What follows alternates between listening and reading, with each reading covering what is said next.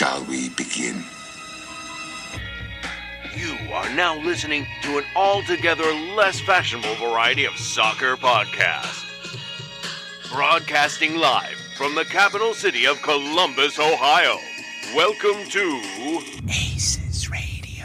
I got the new wings with the Zima flavor sauce. I don't believe in God more than you know this. Hashtag probably riding cock. They're in your face, they're a little different. I think it's super cool. I love them. Jamie, you ignorant slut. Hold on to your butts. Now, here are your hosts, Morgan Hughes, John Zadar, and Greg Benson. Oh, yeah, baby. Ignorant sluts, shitlords, and celebrity fans alike. If you're hearing the sound of my voice, it's already too late. You're tuned in to the latest, the lamest, and possibly last episode of ACES Radio. It's a Buffalo Bills podcast only. Coming up tonight on the program, Cruisers FC return to the footy pitch of Mafre Stadium with playoff qualification on their mind. The panel will discuss. Cracking the code tonight makes its triumphant return as we try to decipher what Federico Higuain means when he uses words. Man balls, they are back and they're thrown about as liberally as ever. I remind everybody at this table to keep their PFGs inside their pantalones. Then on segment 2, the rarest of all rare treats as a celebrity guest, unlike any other, which we don't mean as a compliment, stops by the show. Cowtown Ben Beachy is here, bitches. He's an 18-year-old freshman at Ohio State. He's of legal age. Hell yeah. That sounded way creepier than I wanted it to. On segment 3, we head live on Periscope for your hot takes, a.k.a. the battle for the grand prize. And sweet mother of God, a logjam at the top of the standings this week, fellas, as users A, B, C, D, E, F, and G rum their things into the microphones. Then, prediction scores, prediction updates, Cruisers versus Sportman's HangOnTour, the AGS Attack War, and so much fucking more. Brought to you as always by benevolent corporate overlord sponsors Blood and Urine and broadcasting live from the beautiful front room here at Zauber Brewing Company. My name is the continuing champion Morgan Hughes, a.k.a. the number one handsy boy, and I'm joined as always by AAA, the absentee amateur artist himself, Captain Jean-Luc, the wet boy Zadar, the Hollywood racist, Gregulator 614 himself, Greg Wesley Crusher Benson, and the 40-year-old man-child, Darby Schnarfus. Fellas, mapaches, lads from different dads, brothers from different mothers, and amigos de Guillermo. How in the hell have you been? Wait, what? The front room, Morgan? That's right, Greg. What? Yeah, no, this is a different surrounding. Especially, I'm sitting a lot higher than I usually do. Yeah. Higher physically, not higher actually. That's right. Smoke weed every day, you know. No, good to be life back has gotten very real for Zauber now that we are front and center in a room that has windows on two sides. Yeah, people can actually see us from the street. That's which right. Is, Ben, which Jesus, is terrifying. mother of God. I also love that the timing of when you said Cowtown Ben is here was literally the second that he walked past the front window and walked into the room. That's exactly what happened. And then dragged his keys across the table. We'll get in it. So sweet. Alex just brought Ben a glass of water. Aw, you guys. He prefers chocolate milk. Darby Schnarfus, welcome back to the show. How you been, pal? Oh, fantastic. I ran home today to get my jersey, celebrating the very big upcoming game. Hold on one second. Sportman's? Darby Schnarfus has entered the game. Are you a Kansas City Chiefs fan? Right. So I'm wearing my Kansas City Chiefs jersey. Real John Zadar is a sporting Kansas City fan. Fake John Zadar is a Kansas City Chiefs fan. Is that how it works? That's how it works. Kansas men's all the way. They're like the Kansas and Missouri of Kansas City. That's what they say. They say Kansasmen's. They do. Yeah, absolutely. Kansmen's? John Zadar, the wet boy. Welcome back to the show, my friend. Thanks. I'm having a good time sitting here, and you put this banner Yeah. right in my eye line, Zadar has and I'm walked having a into lot the of fun. microphone. And it's got all the hot takes on it, but Yeah. I'm having fun taking one word from one hot take and one next, and making new ones. Like up there, it says like, Pantsman? look at this, boobies hot. Oh, I like Sportman Sportman concubine. Sportman concubine. I like Pantsman. Pantsman's myself. good. Pizza's ookie. There's a beak. It certainly there's is. the Beaks lobster. There's one down there that says Attack Gary. There's one up top. Top and center. It says Taberi adult, which is not I don't true. Know if should we've say ever met Taberi one of those. child. Over here, there's Mom Butt, so that's kind of cool. Nice. Yeah. Mom butt right up there with the fart box. Yeah. So I've been doing that since you've been doing the intro. We might need to be updating this banner. Yeah. It says Basketball Lambo, which I'd love to see. He's more of a hockey man. Fantastic. Welcome, ladies and gentlemen. Attack Gary is also down the bottom. I know. Fashionable Andres. That's just true. You can't argue with that. Right. Welcome to episode 62 of ACES Radio. We're glad to have you. As we mentioned before, we are now officially in the front room here at Zauber Brewing Company, which is the public. It means the public's going to be aware of us. If that's good or bad, that's up to them to decide, but it's bad. But it's definitely bad. I want to also welcome Cowtown Ben Beachy to the program. Thank you, my friend, for stopping by. You're going to be on possibly all 3 segments today. You have really done your Shrek homework, and you've made a lot of noises. Yeah, another good one up there that I like and is appropriate is called Machine Ignorant, which seems to be Ben right now because he's just fucking with the microphone and headphones and everything. It won't stay there. Yeah, I know. All right, I'm going to remind you as always to talk directly. Welcome to Massive Report. You know what? Just hold the goddamn thing. Hold the goddamn thing and talk into it. Was it you, Darby, who said while we were off the air is that if we continue having technical troubles, we'll just have to broadcast from the back room or a couple of people in the back room and just do it via conference call? Oh my God, roasted! I don't know how they come back from that. Probably with an intro that sounds a lot like mine. Moving on to housekeeping. 3 quick pieces. Speaking of that banner, John, we got that banner made because of our public debut at Independence Day last year. Yes. One of the least listened to episodes in ACES Radio history. We're doing it again. It's the one I wasn't on. That's right. Why. Yeah, that's got to be it, Greg. There's no other explanation. Not hot takes. My takes. story. I'm sticking to it. Independence Day this year is on 9/16, which is a week from this coming Saturday, aka next weekend. Join us, won't you, at Independence Day in Franklinton. We will be broadcasting live from the beautiful grass area. In a parking lot. Is that the technical term? Yes. We'll tweet out a map of the location. Yeah, we'll do something like that. As soon as you're done fighting with Massive Report through the Twitter account, John, you can get right on that. So we'll be there from 2 to 4 p.m. Crew SC plays Vancouver Whitecaps Football Club at 4:30. So join us there. We're probably going to swing next door and watch the game at what's that other place called, Greg? What's that? What's next? Land-Grant. Land-Grant. Yeah. Land-Grant Brewing Company. Yeah, no. Strongwater is run by big hipsters that are like, we don't really like. Yeah, they don't have really television TV, so it's fucking fine. Everyone else is. Jesus Christ, they're your customers. Get it. Second piece of housekeeping. Last week's show. 3, 2, 1 was a colossal failure. Speaking of not downloaded episodes, nobody, and I mean nobody, we had Wasn't 80% of it just you and Darby? It's the 2 worst parts. Well, I'll tell you what it was. That's right. I'll tell you what it was. It was short. It was an hour long, and all of the people that bitch about 3-hour episodes, and they're like, oh God, ACES Radio, who has time for that? Well, fucking all of you, apparently. Well, yeah, probably for all the few downloads, 10,000 people complained or commented on Twitter about how short it was, and did this not upload properly? Why is there only half of an episode? Yep. Oh, that was a Steve Abreu hot take. Everyone liked that. It probably also means that Walter won't be invited back as a celebrity guest. Yeah, no, he's not. Son of a bitch. He needs a full segment. That would That's be not true. finished. He does not need that. Kyle the Possum made an actual in-person. Okay, Jesus Christ. He made an appearance yesterday. While did he show up at your place? Yep, I was out back painting a banner, and it was midnight. Painting or stealing? Exactly, Greg. And I heard a rustling, John, and it was a trash lad. Hey, it was fucking terrifying. Yeah. He was 5 feet away from me. And oh my God! I cried. Yeah, cried a little bit. Yeah, that feeds them. Yeah, that's it. They're fueled by fear. That's what I've heard. Jack Hanna told me that. He's now 4 feet away because he's grown. Yeah, creatures of nightmare. Don't cry. Don't let them smell it. Apologies to everyone, all the lads listening on their iPhones. We will go at least 3 hours tonight. That's what Dorn said to pan back to you, John. Last piece of housekeeping. We may, and I'm just tease this. I'm not going to get into the specificity of it. I'm doing real well tonight, by the way. We may have a legitimate celebrity here in the next few episodes. Chris Dorn's coming back? No, I mean, not international, not his level, but I'm being serious when I say this. We may have a legitimate celebrity with over 5 million followers on social media. Dom Taberry. Does Justin Merrim have that many? And I mean literally 5 million. Not I'm saying, Chris Dorn, when he has 246 followers, fuckboy. An actual, legitimate social media influencer, I believe is the actual term. Tommy Lahren. Darby, back to you. Yeah, definitely SC. Definitely Dom Taberry. Actually, Dom Taberry is SC. I don't know if you know this. Oh God, that's the reason he never was actually updates true. his photos at the You're stadium. looking me dead in the eyes this is going to make me go, oh, now I like him. Yeah. hope he dresses as my favorite imposter cat. Fantastic. He approaches the baby gangster. How many imposter cats are on your list of favorites? Like, do you rank them? Is there a medal tally? Well, there are a few.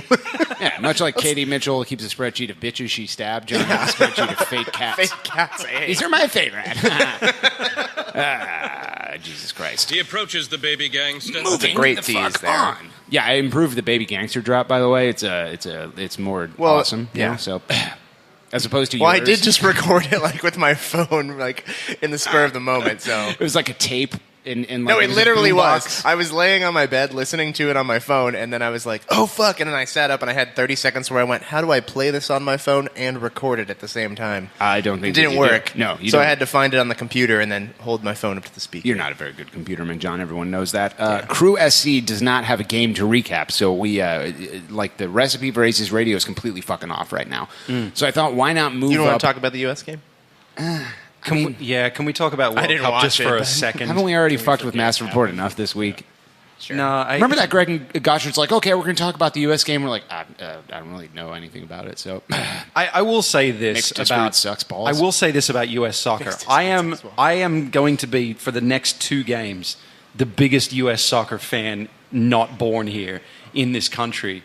So you don't have to play us? So that Australia doesn't have to play them, because what happened is that You're Australia not going to beat us. Australia didn't get. No, that's not the reason. It's because I would like to crawl into a but that's- bunker that's really why. and die rather You than might have beat to Honduras, have to but you're not gonna suffer beat us. rather than have to suffer all of the shitlords out there in Sammer's land. Yeah. But no, what happened was Australia didn't. They won their last game, but Saudi Arabia beat Japan, which meant that Saudi Arabia is automatically qualified. Australia's got to play. Australia's got to play Syria in a 2-leg, and if they win that, they should. I fucking hope they do. In a contest with Syria, Greg, no one wins. Back to you. Yeah, but no. Assuming they win that, they will play 4th place in CONCACAF. Right. And so I don't give a shit if the US finishes 3rd or 5th, makes it, misses it. I don't care. Just Do not don't fucking finish finish 4th. Yeah. Whatever you do, please, I beg you. Yep. Speaking of qualifying, we're going to talk some Crew SC playoff forecasting. We're going to move Nate Beckman's segment of his kids demanding yogurt up from segments 3 to 1. So let's just go ahead and play that. I'm assuming this is going to be a long one because it took a long time to download on my computer. And Nate Beckman in 3. Ben, Jesus Christ. Oh, we're doing it right now? I was wondering if it was the chord again. Yeah. No, it's just Ben. I mean, okay. It's not up there. What are you going to do? You're just not going to talk? playoff. Oh, it's in the Forecast. red. Oh, Yeah. that doesn't make any sense. I can't hold it the whole time. All right. You know what? Nate You Beckman. can move that. That moves. No, watch. No. No, you're stupid. Yeah, you know what? We'll fix it in between 1 and 2. We don't have time to fuck around with this right now. How'd you get into college? Nate Beckman. Save it for segment 2, John. In 3, 2, 1. Jesus. Oh, we're gonna. Why is that why is it so quiet? Hey, this is Nate Beckman here. I've got 2 kids. Wait a One of minute. them poops yogurt. Okay, I don't think there's any way to fix this. This is Nate, and here's the forecaster. I'm going to have to mute So all to our recap microphones. Last weekend, first of all, the crew continued their non-losing streak by not playing last weekend. And Who are we calling? what the crap? Siri is psycho. So Montreal loses to Chicago. This was the scenario where if you were more concerned with the crew just making the playoffs, you're happy. The fact that they even played each other is great because they had to split the points. And I think by the end of the game, I was actually kind of rooting for the tie because I was hoping that the Fire would get as few points as possible out of this. So not bad. I think the crew are definitely even more assured of a spot. And if Montreal loses again this weekend, it will basically put the crew in the playoffs, as well as Atlanta and Chicago and New York. And then from there on out, it will be a bunch of jostling as people jostle, do their jostling for 3rd and 4th. New York and Dallas tied. Good here that New York didn't get all 3 points. Then you get to Wednesday and last night, New York, City did beat Kansas City as I had hoped and as I had predicted because I am the smartest man alive! And due to that, so first of all, the game was drenched. It was like full of rain the whole time. They're playing on some crap baseball field. Sporting obviously had to fly in probably to LaGuardia, which sucks. And they get out there, they play for like 83 minutes to a tie. They think they're getting points on the road. They give up a goal. They lose the game. And now they're going to stay in town, I guess, until, I don't know, Friday, Saturday, and then come to Columbus, of all places. Ugh. And I have to play on the road again against a very rested Crew team. So I think we're going to beat the ever-living shit out of Kansas City this weekend, which also pays back Kansas City for stealing my wife this week. That's where she's been at a conference since yesterday, and I've been on single-parent awareness. Moving on. So to the forecaster, the forecasted standings really don't change much. There weren't many games this weekend, and the ones that there were pretty close to predicted accurately. Montreal did drop off, so if they drop off again this weekend, you could say that the club has been reduced from 5 down to 4 teams, and all 4 of those teams would be above the red line. So New York, Columbus, Chicago, and Atlanta, again, ready to jostle. So the biggest games this weekend are going to be Chicago hosting New York. Probably best result for the Crew would be a tie. That game's on Saturday at 4 o'clock. You've got a 7:30 match where New England is hosting Montreal. Best result, obviously, is for Montreal to lose. I do think Montreal is going to lose. I think Chicago is going to win, which who cares? I also have the Crew winning this weekend. Later on Sunday at 3:30, Atlanta is hosting Dallas. That's in the first game at Mercedes Park. So if you go to the Crew game and you're done with your pups on the pitch and you're brushing off dog hair and you're a little drunk and we won and you want to hang out more and kind of extend the vibe, go find your favorite local establishment, ask them to turn on Fox Sports 1, and root for Dallas to ruin Atlanta United's opening in their home stadium, which is Mercedes-Benz Stadium. Yeah, I looked it up. All right, later, bye. That wasn't so much of a forecast as a fever dream. Yeah. I love that he says later bye at the end. It's like he's leaving a voicemail for somebody. Okay, call me back. Okay, love you. Again, this is Nate Beckman, and you can reach me at 614-582-3569. That's somebody's real number. Yeah. Yeah, Nate Beckman's. Sorry. Is that actually Nate going to be Beckman's getting number? these calls. No. Is that your number? No, I just made it up. It's Darby's. Okay. Call it. Find out whose it is. So call it and get back to us. Yeah. Without a game to recap, let's just talk playoff aspirations or intentions here from a Columbus perspective. The odds have improved greatly since last we spoke, lads. Mm-hmm. I value 538, even though they got the presidential election wrong. They're giving the everybody. So the people have voted. They're giving Crew SC an 85% chance to make the playoffs. That's up from like 47%, I think, 2 weeks ago. You said it's 85? 85%. Interestingly enough, John, they also give us a 1% chance for a first-round bye, so you're telling me there's a chance. And a 3% chance to win MLS Cup. I find that interesting because it's a non-zero number, so that's obviously good. NYCFC has a 12% chance to win the Cup, and Toronto 33%. Jeez. So that's almost 50% between two teams, and they just both happen to be in our conference. Anyway, Nate had some good points about who to root for. Montreal slipping off, it's always good. Orlando shitting the bed over the last month, and Atlanta, now that Alex is going to talk about in the weather report later, is probably going to have to reschedule 2 home games, which is going to make their schedule even more impossible. John Zadar, the wet boy, Crew SC 85%. How you feeling? I feel pretty good. I mean, the run that they've been on and the kind of dipping in form of the playoff contenders. And like you said, the extra schedule congestion that our opponents have. Yeah. I think we're in a really good spot. I'm feeling pretty confident. Feeling 3-1? No. All right, bro. Darby Schnarfus, you're a person who works with numbers. Right. Yeah, I mean, the question that came up a couple of weeks ago to the point of will we even make the playoffs is mostly resolved. Yeah. I think everybody here feels pretty good about that. I mean, an epic bed shitting could still happen, but probably not. You think that we're basically we're in a contest of who hosts the knockout game at this point? Yeah, that glob that Nate was talking about, those same 4 teams are basically jostling for 3 through 6. Yeah, he loved that jostling joke, by the way. And, at this point in terms of points per game, anybody who makes a run here at the end is absolutely going to have a shot at hosting at home. And whoever wins the East is going to host MLS Cup. That's just it. That's it. Yeah. It seems to be, yeah. You know, Seattle's top of the West right now, I believe, with like 40 points, and they would be in 6th place in the in the East.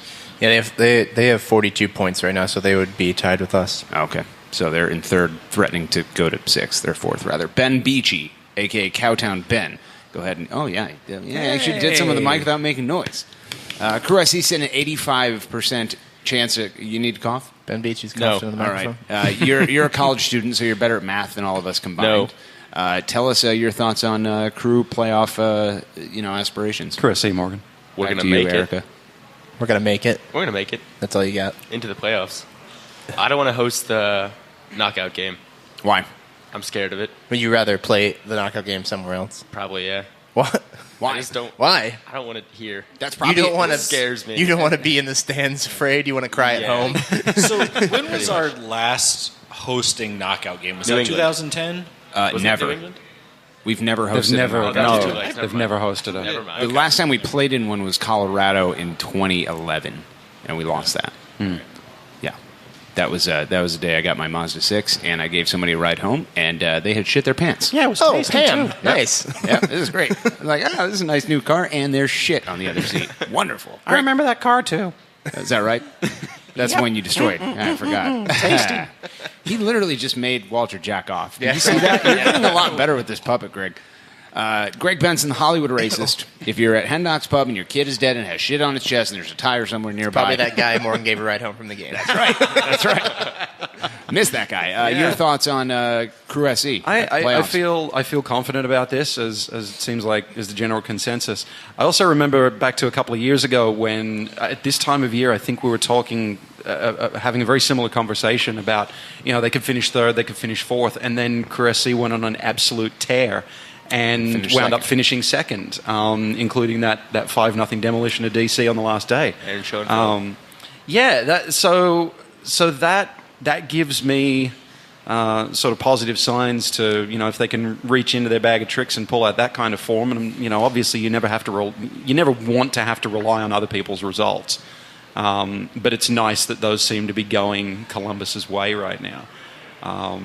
But yeah, no, it seems like, they're, to use the old sports cliche, their destiny's in their own hands. So they will... I feel like they could potentially go on another tear and maybe repeat 2015. Maybe not repeat all of 2015, but the best bits. I would like to get into a position where we don't have to play Toronto until potentially Eastern Conference Finals. Yeah. As the furthest away you can stay from the Buttermans now, dude, I mean, they're probably going to set the record for most points in an MLS season. Yeah. We were talking before the show about, Toronto changed expectations for expansion franchises because they were so shit for so long. But when you spend this much money, you should be this good. Yeah. Don't let the aberration that was the first decade of their existence, ruin your perception of, our chances against this team that is playing like a werewolf with a chainsaw for a penis and has 3 guys that make more than our entire roster combined. I don't want any part of Toronto, and I'm hoping that if we can get into a position where we don't see them until the conference finals, somebody else can catch lightning in a bottle, because I don't know if we can. That maybe, look, it's obviously theirs to lose. The conference final at least, if not MLS Cup. Yeah. I'd argue that, results aside, because, obviously the numbers are better than they were last year, but they're a better team than they were last year when they were a couple of penalty kicks away from winning it. Yeah. So you'd think that they should win it this year, regardless of who comes out of the West, because it's a bit of a bizarro world situation to be talking about, the strength of the Eastern Conference versus the West. The tables have been flipped. It's not, we're so used to the West being so top heavy. Yep. And the East trying to, sort of scrapping amongst themselves, and it's the total opposite now. Except in 2008 when the East played the East in the finals. The East was the West. Yes, that was a bit bizarre. Here's a funny thing I just thought about. I remember in the playoffs in 2015, I was talking to Erica Kress about something, and she was like a lunatic. And she's like, she was planning basically the whole city of Columbus to host MLS Cup just in case. The chances were very low of us actually getting there. So if anything, Toronto running away with this league might make it easier on the marketing departments of all the other MLS teams. Certainly the Western Conference teams can just fucking take a vacay. As soon as you qualify for the playoffs, just concentrate on selling tickets. You don't have to worry about booking shit. You're not going to be hosting shit. Probably not, yeah. Let's go around the panel, which is a Latin term for podcast hosts, and do our color impressions of the Cruise playoff aspirations. John Zadar, the wet boy, we go to you first. Your color impressions of Cruisers FC making the postseason, my friend. I think I'm going to do yellow. Is that right, John? Yeah. Yellow like what? Yellow, like a successful playoff run. Wonderful. Darby Schnarfus, 40-year-old man-child, your color impressions of playoffs. All right. I'm going light green. Not full go green, but light green. There you go, John. Rave green, right? Is that what it is? Rave green? Is that what you're going with? Fuck you, Greg. Nobody ever approves. Everyone hates you, Greg. This is a song from your country. Actually, it is, yeah. These That's guys, the first factual thing you've said in relation to Australia in ever. This is the only song from your country. There it is again. Everyone plays this in Australia when they're shitting on each other's kids. Yeah, I'm actually sitting down in protest of it, though, right now, because they don't have gay marriage yet. Well, if you stand up, the poop will automatically come out of your butt and fly onto the nearest kid, which happens to be Ben. So he's not a kid anymore, goddammit, he's of age. Celebrate with me, John. Technically an adult. Cowtown Ben, your color... Keep that shit away from him, then. Your color impressions of Cruisers FC playoffs, my friend. Not purple. Not purple. Not purple like what, Ben?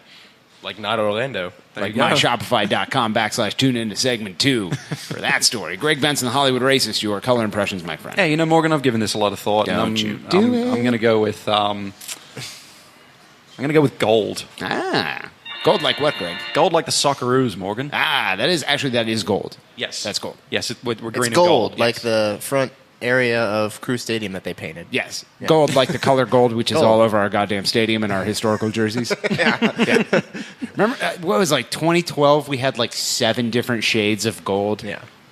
On our jerseys alone. Yeah. It's mad. Oh, with the diamond pattern thing Yes. that they had? No, that was a few years later, wasn't it? That was 14. That was 14. Yes, Yeah. it was. This is the most comfortable jersey that we've ever made. The diamond one? Yep.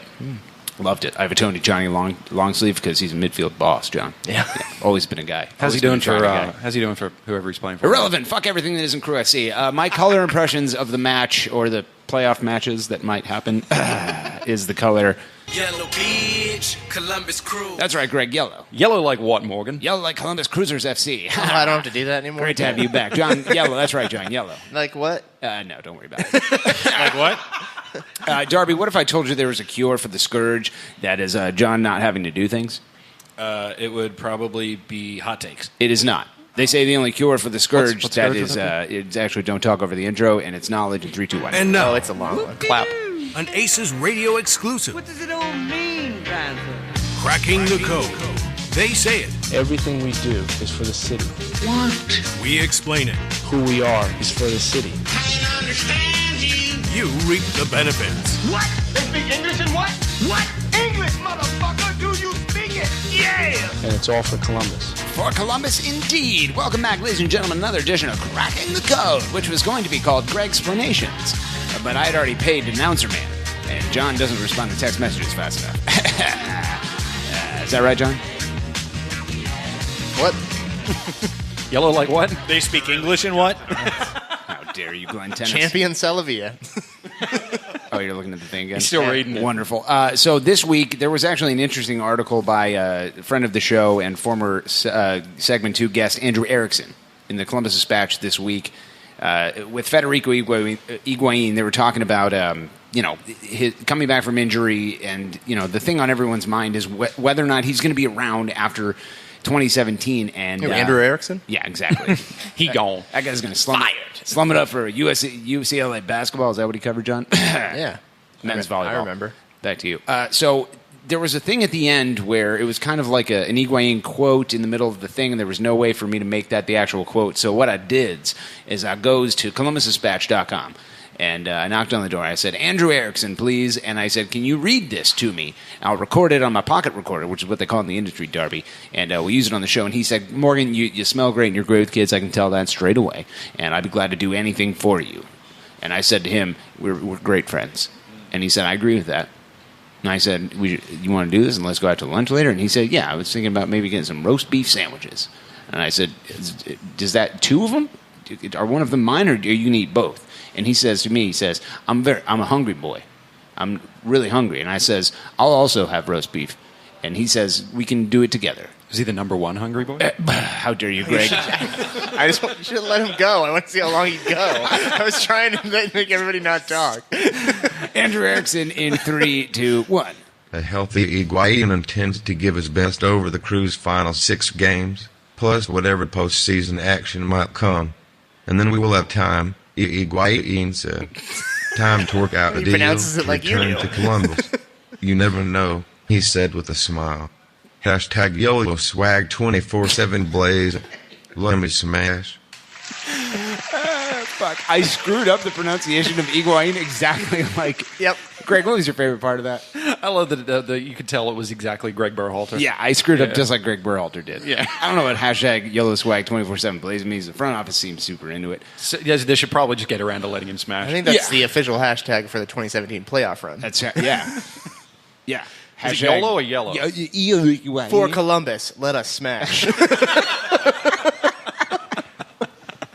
Great to have you back, John. What a rare treat you are.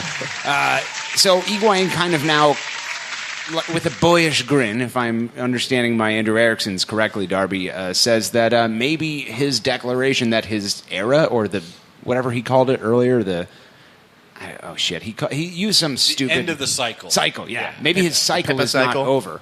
Darby Schnarvis, your thoughts on the Cracking the Code clip, my friend? You know, he's still got a job.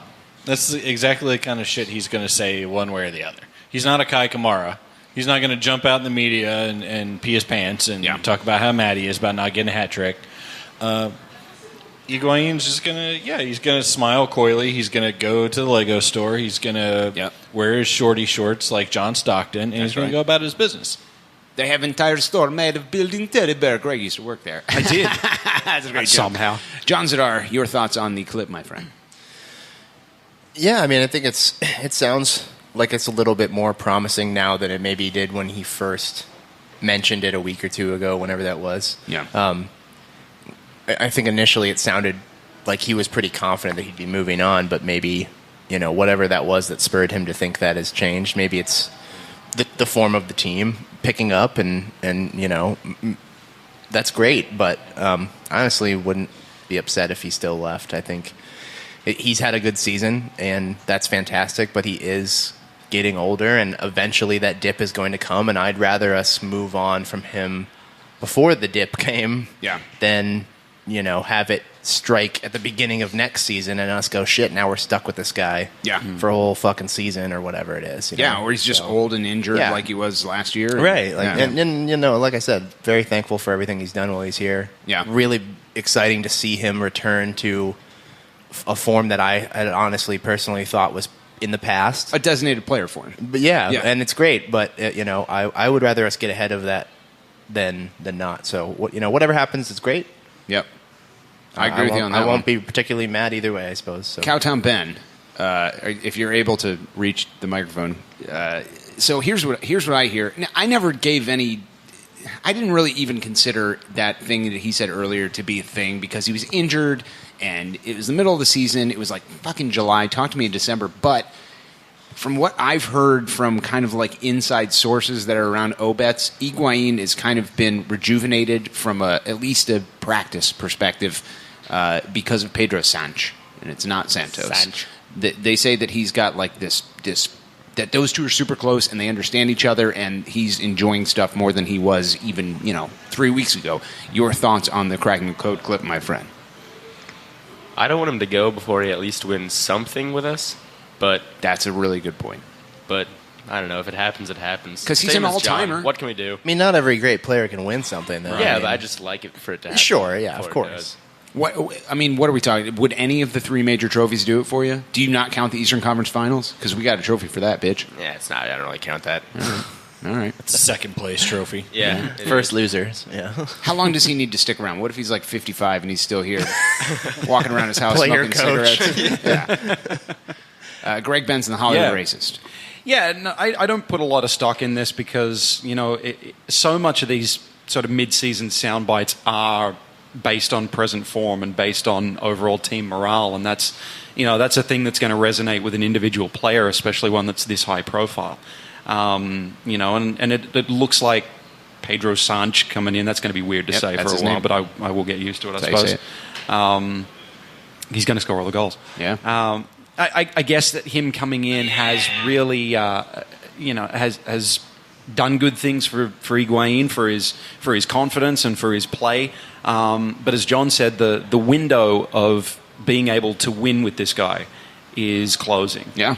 And you feel like unless something, I mean, geez, we talked about how dominant Toronto have been all season, and now in the very next breath we're saying, well, Columbus has got to win now to justify Higuain sticking around. I mean, those two are contradicting statements. But, it looks like he's sort of bounced back a little bit and maybe feels better than he did, but, I'd totally understand if the two parties, went their separate ways at the end of the season or, maybe after next year. Especially with the league's getting younger, it's not as much of a retirement village as it used to be, you feel like unless something gets done here in the next few weeks, as far as the team starts looking like a contender, leaving with no actual hardware, and that's a shame. But it's the case of a lot of good players who have been on teams that have just never quite got there. There are things that you have to hit in order to be in the circle of honor. I can't remember them off the top of my head because the list is fairly long. But fan voting? No, I believe that I know that you have to win something. Like, you have to win something, and I don't mean MLS Newcomer of the Year, and I don't mean, Crew SE Humanitarian. A major trophy. Yeah, you have to win, League MVP, any of the three major trophies. You have to, Golden Boot, something like that. So I don't know if people leaves, I'm not sure that he even qualifies. Maybe it's maybe he will through games played. I don't fucking know. I mean, that's, just a thing that's going to happen. We're going to have players like that are these great players that we think of fondly, but that never really hit that top tier. And that's okay. If you're starting number 10 for 7 seasons in Columbus, A, you've done something to stick around, and B, you should. But I don't know. You can't just but I mean, you can't. I think that's great that you have to win something to get up there. Yeah, I think you should. You can't just start throwing everybody that has a great stint with us up there. He's not first in line for it either.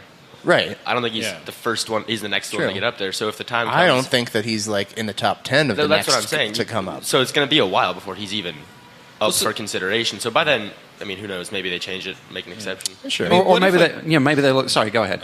What if a guy finishes in the top 3 in goals and assists for the team? For a team that's been around 20-some years. No hardware, but he's top 3 of both categories. Isn't that Ring of Honor worthy? I mean, you're not going to retire his shirt number. He's a Dan Marino, essentially. Right, and exactly. And you look at all of these great players who have been on teams that, maybe sometimes it's not the individual player, and one of the things that we've observed about Higuain so long is that he plays like he has to try and carry the team.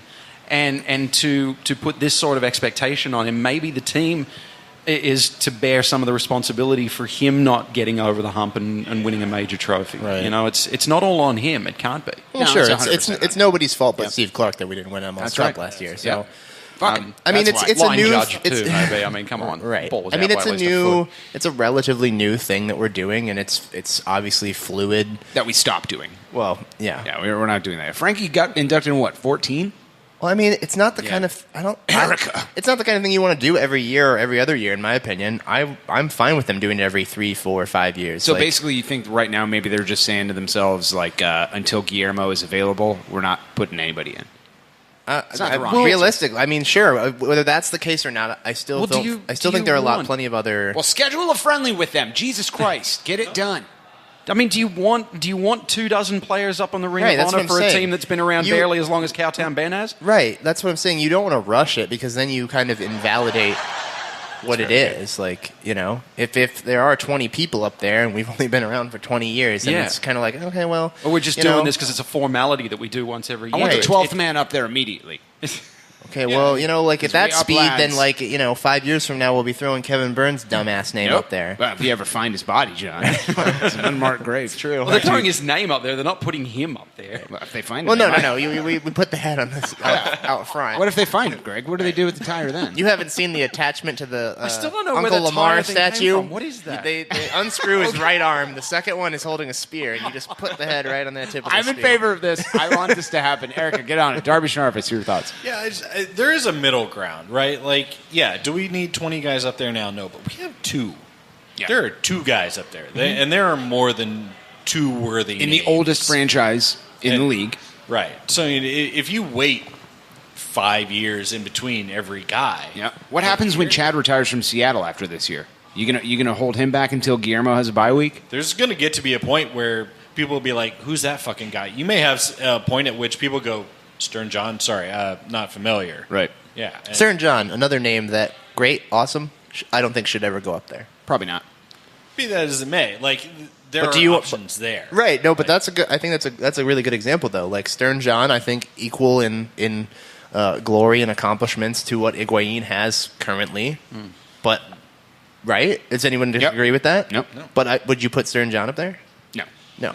No, So probably then you not. can't really argue that you'd put Unless it's Higuain like- up there either. Unless you're holding like the Ring of Honor in the same esteem as the idea behind a retired number, the way that a lot of sort of basketball and hockey and But football if you're teams saying these are the best players ever, the best players that Then he's up your there. team has ever had, the most talented players ever, he's up there. But like Ring of Honor, yeah, yeah, it depends on where you, as we've said, where you draw the line and what you distinguish as a Ring of Honor. I'm more of a worthy Rich player. Balchin I mean, guy. yeah, Get him I up don't there. know. I guess it's just depending on what you want to do. I mean, Stern John played great for us when he was here, but he wasn't here for very long. Yep. So, Well, John, I I'll don't tell know. you what. Now the studio audience knows. And knowing is half the battle. Say what again?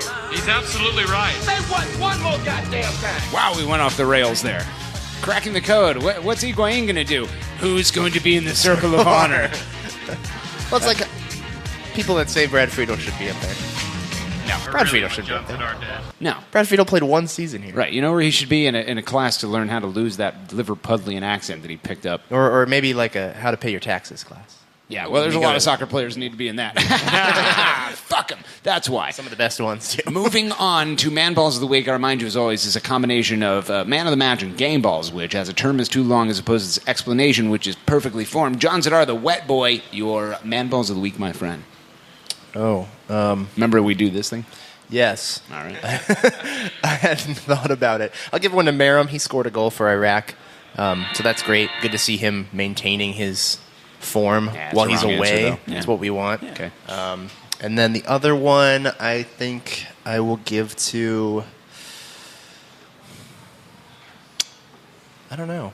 I guess I'm going to give one to... Who did Kai Kamara score his hat trick against? Orlando. I'm going to give one to Orlando. Oh, Kai Kamara got a hat trick. I didn't see that. Yes. Huh.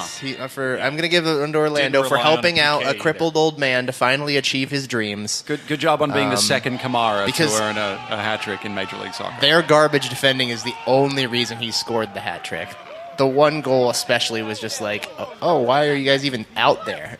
It was great. It was abysmal. It was so defending. good. All right. Abysmal. The Orlando City defense, or lack thereof, you get a man ball. Darby Schnarfus, your Man Balls of the Week. Both of my man balls this week are going to Ben Beachy because he has joined the ranks of men, so he needs some balls. It's very funny. He was all excited at the beginning of that. It was like, Doesn't quite sting as fiercely coming from an old man like Darby. Now, if I said it, a young, hip cat like myself, you'd probably be... Like yourself. You'd be very hurt my emotionally. man balls are scraping the floor right now. So it's like, Somebody's using your man balls as a napkin out there. What are you talking about? Have you guys also heard that when you get old, like your balls just somehow get like super dangly and long? Like you have to start worrying about whether or not they're in the toilet when you're taking a shit? Darby, confirm? I don't know. Don't you have to pee sitting down for that to be a thing? I mean, yeah. Well, first of all, I don't. I mean, if your balls dangle while you're standing up and hit the water, that's when you got to worry. listen, dude, the Chaz needs to piss sitting down, okay? 'Cause, Right. you know, Well, the Chaz can't do anything standing Right, up. right. So. He falls Penis asleep is so standing up. small it doesn't dangle. So Yeah. yeah, you got to control it. He's got to conserve his energy to fight dance women in Houston, all right? I just got this horrible mental image. Yeah, it happened. It's real life. Yeah, they were drinking Mike's Hard Lemonade. The dance fighting is the horrible It's just mental the image. Chaz, Right? butt naked, micro penis, foot long nutsack. That's right.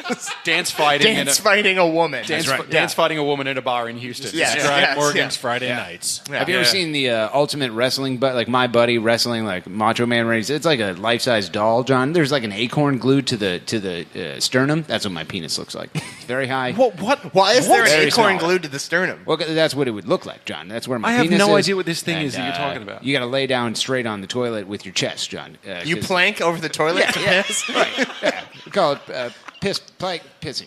Piss planking? Yeah, planking. Planking. Yeah, kissing. That's what we call it. Kissing, oh. Cowtown Ben. This is extraordinarily awkward. Your man balls of the week, my friend. He became a man this day. Yes, he did. I didn't know I was supposed to give any out. It's not an excuse. I just got him. How can I give Pick him two out? names. Karen Crognell. Sure, yeah. All right, Karen Crognell gets a man ball. Gangster Crew Baby. Oh, okay. I have No, seen those before. he's too young. Gangster Crew Baby gets the second one. Greg Benson, Hollywood Races. I'm going to give one to Federico Higuain because he didn't miss a penalty this week, so that was nice.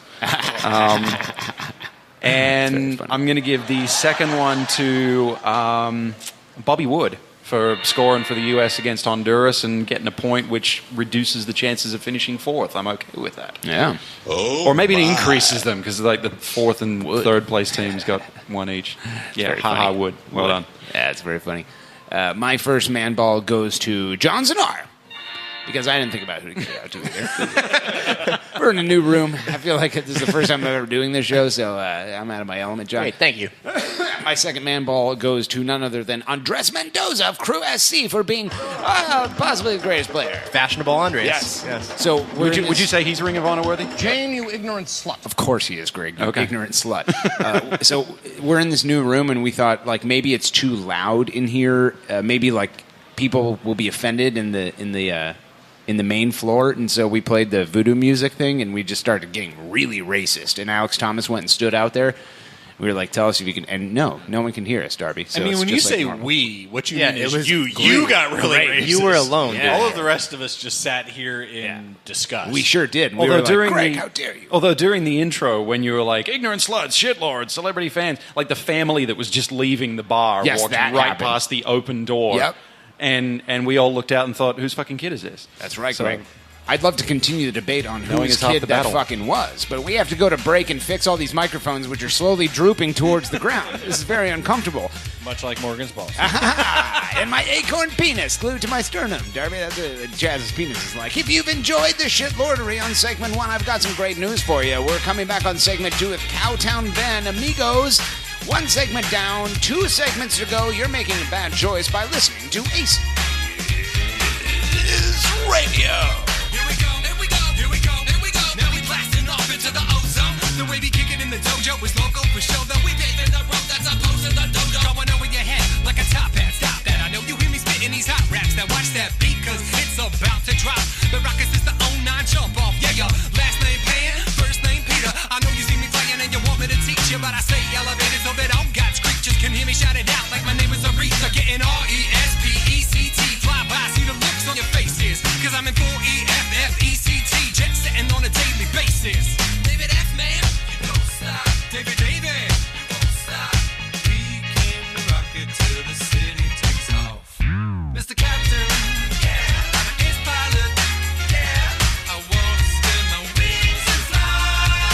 To all my people in coach, yeah. And to my first class folks, yeah. We'll show you how to scrape the sky.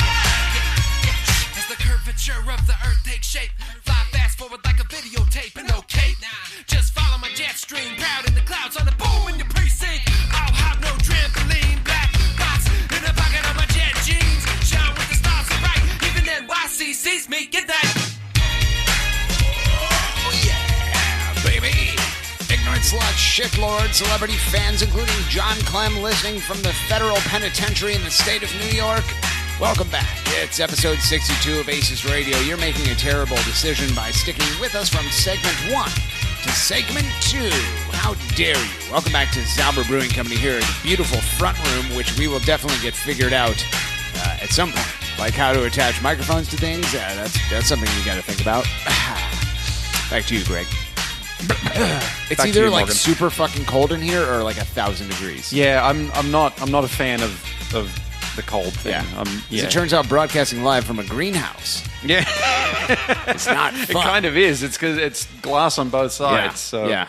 And I can tell you, like, now that people are like walking by and we're making like eye contact with them because they're like, what in the fuck is going on here? It interrupts your train of thought. That's probably why I'm bad at talking. Yeah, that's has to be definitely it. it. Yeah. What was your excuse in the back room then? The threat of someone walking past it during this episode. I was always looking forward to this. Fantastic. Thanks for stopping by, Darby. Great to fucking have you. Ladies and gentlemen, if you would, welcome to the show. As we do each episode on segment 2, a celebrity guest is here. This week, none other than Ben Beachy. Ben Beachy.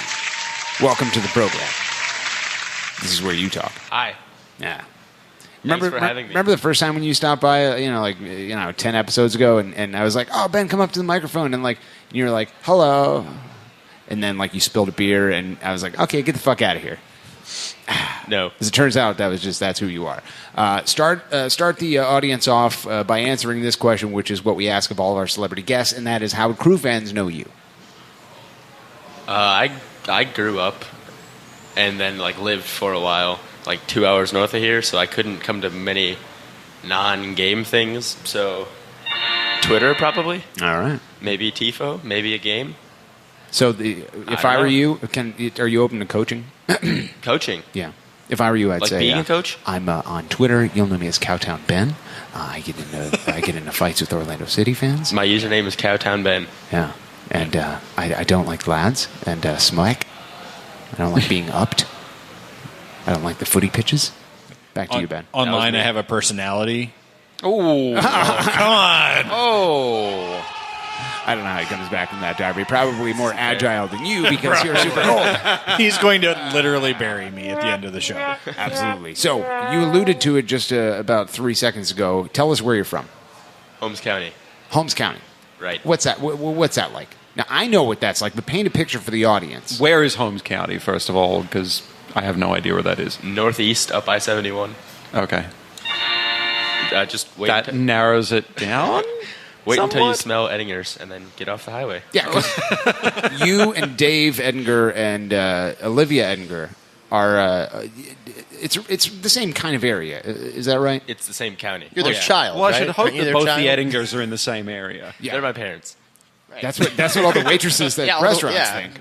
Yeah. So you grew up in a small town, and at some point you were telling me within the last year that there are laws that your grandfather put into place. Not laws. Well, tell us about it. Recomm- This is Amish country, right? yes. Okay. Dave, for the record, Dave Edinger doesn't think this is real and actually happened, and he's wrong. Okay. It's how it happened. So Dave's wrong about a lot of things. Oh, Yeah. so many. Cedric Mabwadi, this. Cedric's Boom. pretty bad. Roasted. There we go. Morgan So- found the button. Thank you. In the dark. There was some land, Yeah. right? And he lived on it, and he had a farm. Need you to talk louder. There was some land, There you go. That's better. and he lived on it, and he had a farm. And Yeah. then at some point, in a year ago, we went to school. Yeah. Because we needed to teach the children. And so they bought the land from him. But he was conservative Mennonite, which is it's not Amish, but it's closer to Amish than we are. Yeah. And he had rules I think it's no dancing. Yes. And no cars. Yes. And no contact sports. No football. Contact sports, yeah. Oh, okay. I thought it was specifically football. I'm not sure exactly. The no dancing thing is hysterical. It's very good. When my mother was Footloose. there in high school, they had to have their prom 10 miles away, in a different county, Wow. because dancing is bad. What does your grandpa think is going to happen if people start dancing? Well, it's my great grandfather. Oh, okay. Have some respect. All right. I'll get right on that. They are dancing now, Okay. so I don't know what he thinks. How is that? Okay, so was it like a legal document? How can they dance now? I don't know. It had to be I have part no of the idea. thing. Well, What happened if they dance? he's no longer around Execution? on the world. Yeah. What do they do with the time? Have you ever seen arrest? Footloose? I was going to say, I feel like Kevin Bacon I don't know. I wasn't there for and it. changed everything. I don't know. I just know the vague Yeah. law. A lot Or of not babies law. were being put in corners for many a year Right. in That's a movie Amish thing. country. Different movie. Yeah. Okay, so you're from the Amish country. Mm. You says to yourself, and by the way, you know who I'm a big fan of? Barbie Beachy. She's pretty good. Barbie Beachy She's on cool. Twitter. What's her username? At Barbie Beachy /Hot Deals. Go ahead. Go ahead and follow that woman. She's definitely Ben's mom, and she's a rare treat. So you comes to Columbus now. I don't know how you got in the crew because you really didn't answer that because I didn't ask it of you. Right. But you're a guy who. Here's what I think of when I think of Cowtown Ben. A guy who shows up to the mini tailgate. Right. You don't know if he was driven there. That doesn't look like Ben's mom. That's who it is. Barbie Beachy, yeah. Tell your mama said what's up. Dirty slut. I'm a bigger fan of hers than I thought I was. Growing by the second. So that's a boner joke, Greg. That's why it's funny. Of course it is. That's what we do with the tire. I think Cowtown Ben, as a guy who in the midst of summer, the hottest day of the year, will show up with pants and a jacket on. A sweatshirt. Yeah, and a gallon of chocolate milk. Half gallon. When you were in high school, you were coming up by yourself to crew games, or coming down here. Coming down. What did you do to have enough trust with your parents where they'd allow you to do that? Because there are lads here, my friend. He was right. Clearly a milk-drinking virgin. They're like, Right. he's not going to get in any trouble. Roasted. Back to you, Ben. I don't know. They just thought I was a good driver. Okay. So I was allowed to drive. That's so a you really drove interesting like answer. you weren't hitchhiking, catching buggies No. and stuff. I drove the minivan here, 2 hours each way. The minivan. Wow. Yeah, brother Zechariah drove him down. The Beachy in bus, if you will. in the Beachy buggy. That's why we never saw you park because you're so embarrassed by your mom's minivan. Oh, not you embarrassed, parked no. across the train tracks. They probably don't let minivans pulled by horses into the stadium lot. So. The Quarter Horse Congress would disagree. Well, that's just for October. Yeah. Wonderful. How'd you get into the crew? 2010 World Cup, Okay. and then they were The close crew to didn't us. play in that. Yeah, and I'm just Chicago Fire did, yeah. We hate them. They They're were our close rivals. to us. The crew is the closest team to me. I don't know if you know that. Right. Okay, so it's 2010 World Cup. How old were you then? That was you were like 11? Yes. You were like 11, right? Right. Jesus Christ. Fucking hell. That's a completely different conversation. Anyway, so you says to yourself, One involving Greg's butt and shit. Yeah, right. You might want to Yeah, scoot speaking of back. which, I At had that 2 time. kids by that point. So. He only poops in Philadelphia, or is it you don't poop in Philadelphia? No, I don't. Tune into Zip 6 to find out. So Tune into Zip 6. you watch a couple soccer matches on the television. I'm assuming there's one in your village. Right. Maybe all the families share it. And you said, I need more of this. And you got it on the internet at school, 56K dial-up, because you weren't dancing. You had to do something. And you found Cruisers FC. Talk to me about your first game. What was that like? Oh shoot, I don't remember what my first game God, was. you're a great guest. I don't remember. You knew I was going to suck. Yes, I did. Was your first, did you go to the Nordeck for the first? Oh no, game? never. Not No. even Okay. close. The So where were you 11-year-old? I mean, actually, I was close. Like 121. The part that's now like got annexed. The 102. The Were you overflow? Were you still driving the horse-drawn bus at this point? Or? He was 11. I know. I don't know. Amish town. So, yes. You can do whatever. I didn't. It was a few years before I made my first game. I think we had Greg Berhalter, so I think 2014. Yeah, and Okay. Yeah, okay. But maybe not. So you Did said you I come like by this sport. yourself to the first game? No, I didn't come by myself. I couldn't Okay. drive. Okay, so Your older brother Jeb brought you. I don't have an older brother. I'm sorry, they're all named Atlee. I'm not gonna acknowledge your jokes. All right, these are all Amish people. His Jeb. cousin I have a lot Yoder. of- Yeah, I love how we've devoted the first half of this Yoder, segment to Yoder. basically just making his family look like the Waltons. You know what's funny about Amish people? Their names. No, of course you don't, because you're far too young to know what that means. Great. So okay, so you get a taste, if you will, of the big city, of the big lights. As they call Columbus the Big Apple, the city that never sleeps. The Windy City. Windy City. That's right. Beautiful this time of year. And at that point, did you say, okay, well, this is where I need to go? Because I know that you really didn't consider anywhere else other than Ohio State. And you're a smart guy. You could have gone anywhere. I've seen your tweets. You can compose yourself. Right. You can use words. Some of the best Yes. words. Some of the top lad words. So after that, was Columbus the goal? Are you saying like, did I go to Ohio State because of the crew? Yeah. Sure. I mean, anytime you're coming to Columbus, you're going to crew games. You're coming to Tifo Sweat. You're leaving your clothing there. John Zadar's sniffing them after you're gone. I smell boy. You had them for way too long. I smell sweaty boy. You live a fucking hour and a half away. I'm not driving your shorts there. 2 hours. Whatever. So you identified Columbus as your home. Was that? I mean, did you go to Ohio State to be closer to Tifo Sweat? Back to you. Yes. All right. Don't tell my parents that, but yes. I mean, what if they found out? What would happen? I wanted to go to Ohio State because I like Columbus and I have friends there, would they be upset? Yeah. Who knows? Would they ground you? Would they make you come Like back home? what would be an acceptable reason for them for you to say that It's a this good is why I school. went? It is a good school. It's pretty good. But that's not why you came here. I don't even know why I came here. It was a while ago that I decided. Are you saying you don't know why you came here to Columbus for school, or this podcast, or ACES? Most things. Nice. Okay, so we alluded to this earlier in the interview, which is definitely one of the top 2 interviews in the history of ACES Radio. I can say that just 100%. This one and Katie Mitchell. Not Katie Mitchell. I forget her name. No, Katie Mitchell was a terrible interview as well. Yeah, I expected more out of that one. Mitchell. There aren't that many women to choose from if you were trying to come up with someone else. Probably. There's Katie Mitchell, Yvonne, and Morgan. Alexis. I mean, Karen and Steph also. Well, Alexis. Yeah, they're like a different tier. Oh, yeah. They're women. They're like, Amazonians. Yeah. Jesus Christ. Yeah. You guys are awesome. So, what people know you as is one of the top banter lads on Twitter. I don't like that at all. They say top bants. That's what they say about it. Isn't that what it says in your Twitter profile? Yeah. Top bants lad? No. One of the top ones in the I came here to drink milk and rip on Orlando City, and I'm all out of milk. Oh, my God! I don't know how Orlando City comes back from that. Probably shirtless. Probably underwater. Yeah. Oh, Jesus, John. That's not too soon because it hasn't happened yet. Yeah, see, I can make that joke yet. Nothing's happened. Poopy pants. Loving it. Okay, so you get into it frequently on the internet with other team supporter groups. You specifically like to call out Orlando. Talk to us about that. What is it about the existence of others that upsets you so? With Orlando in specific, they're just annoying people. They're like me.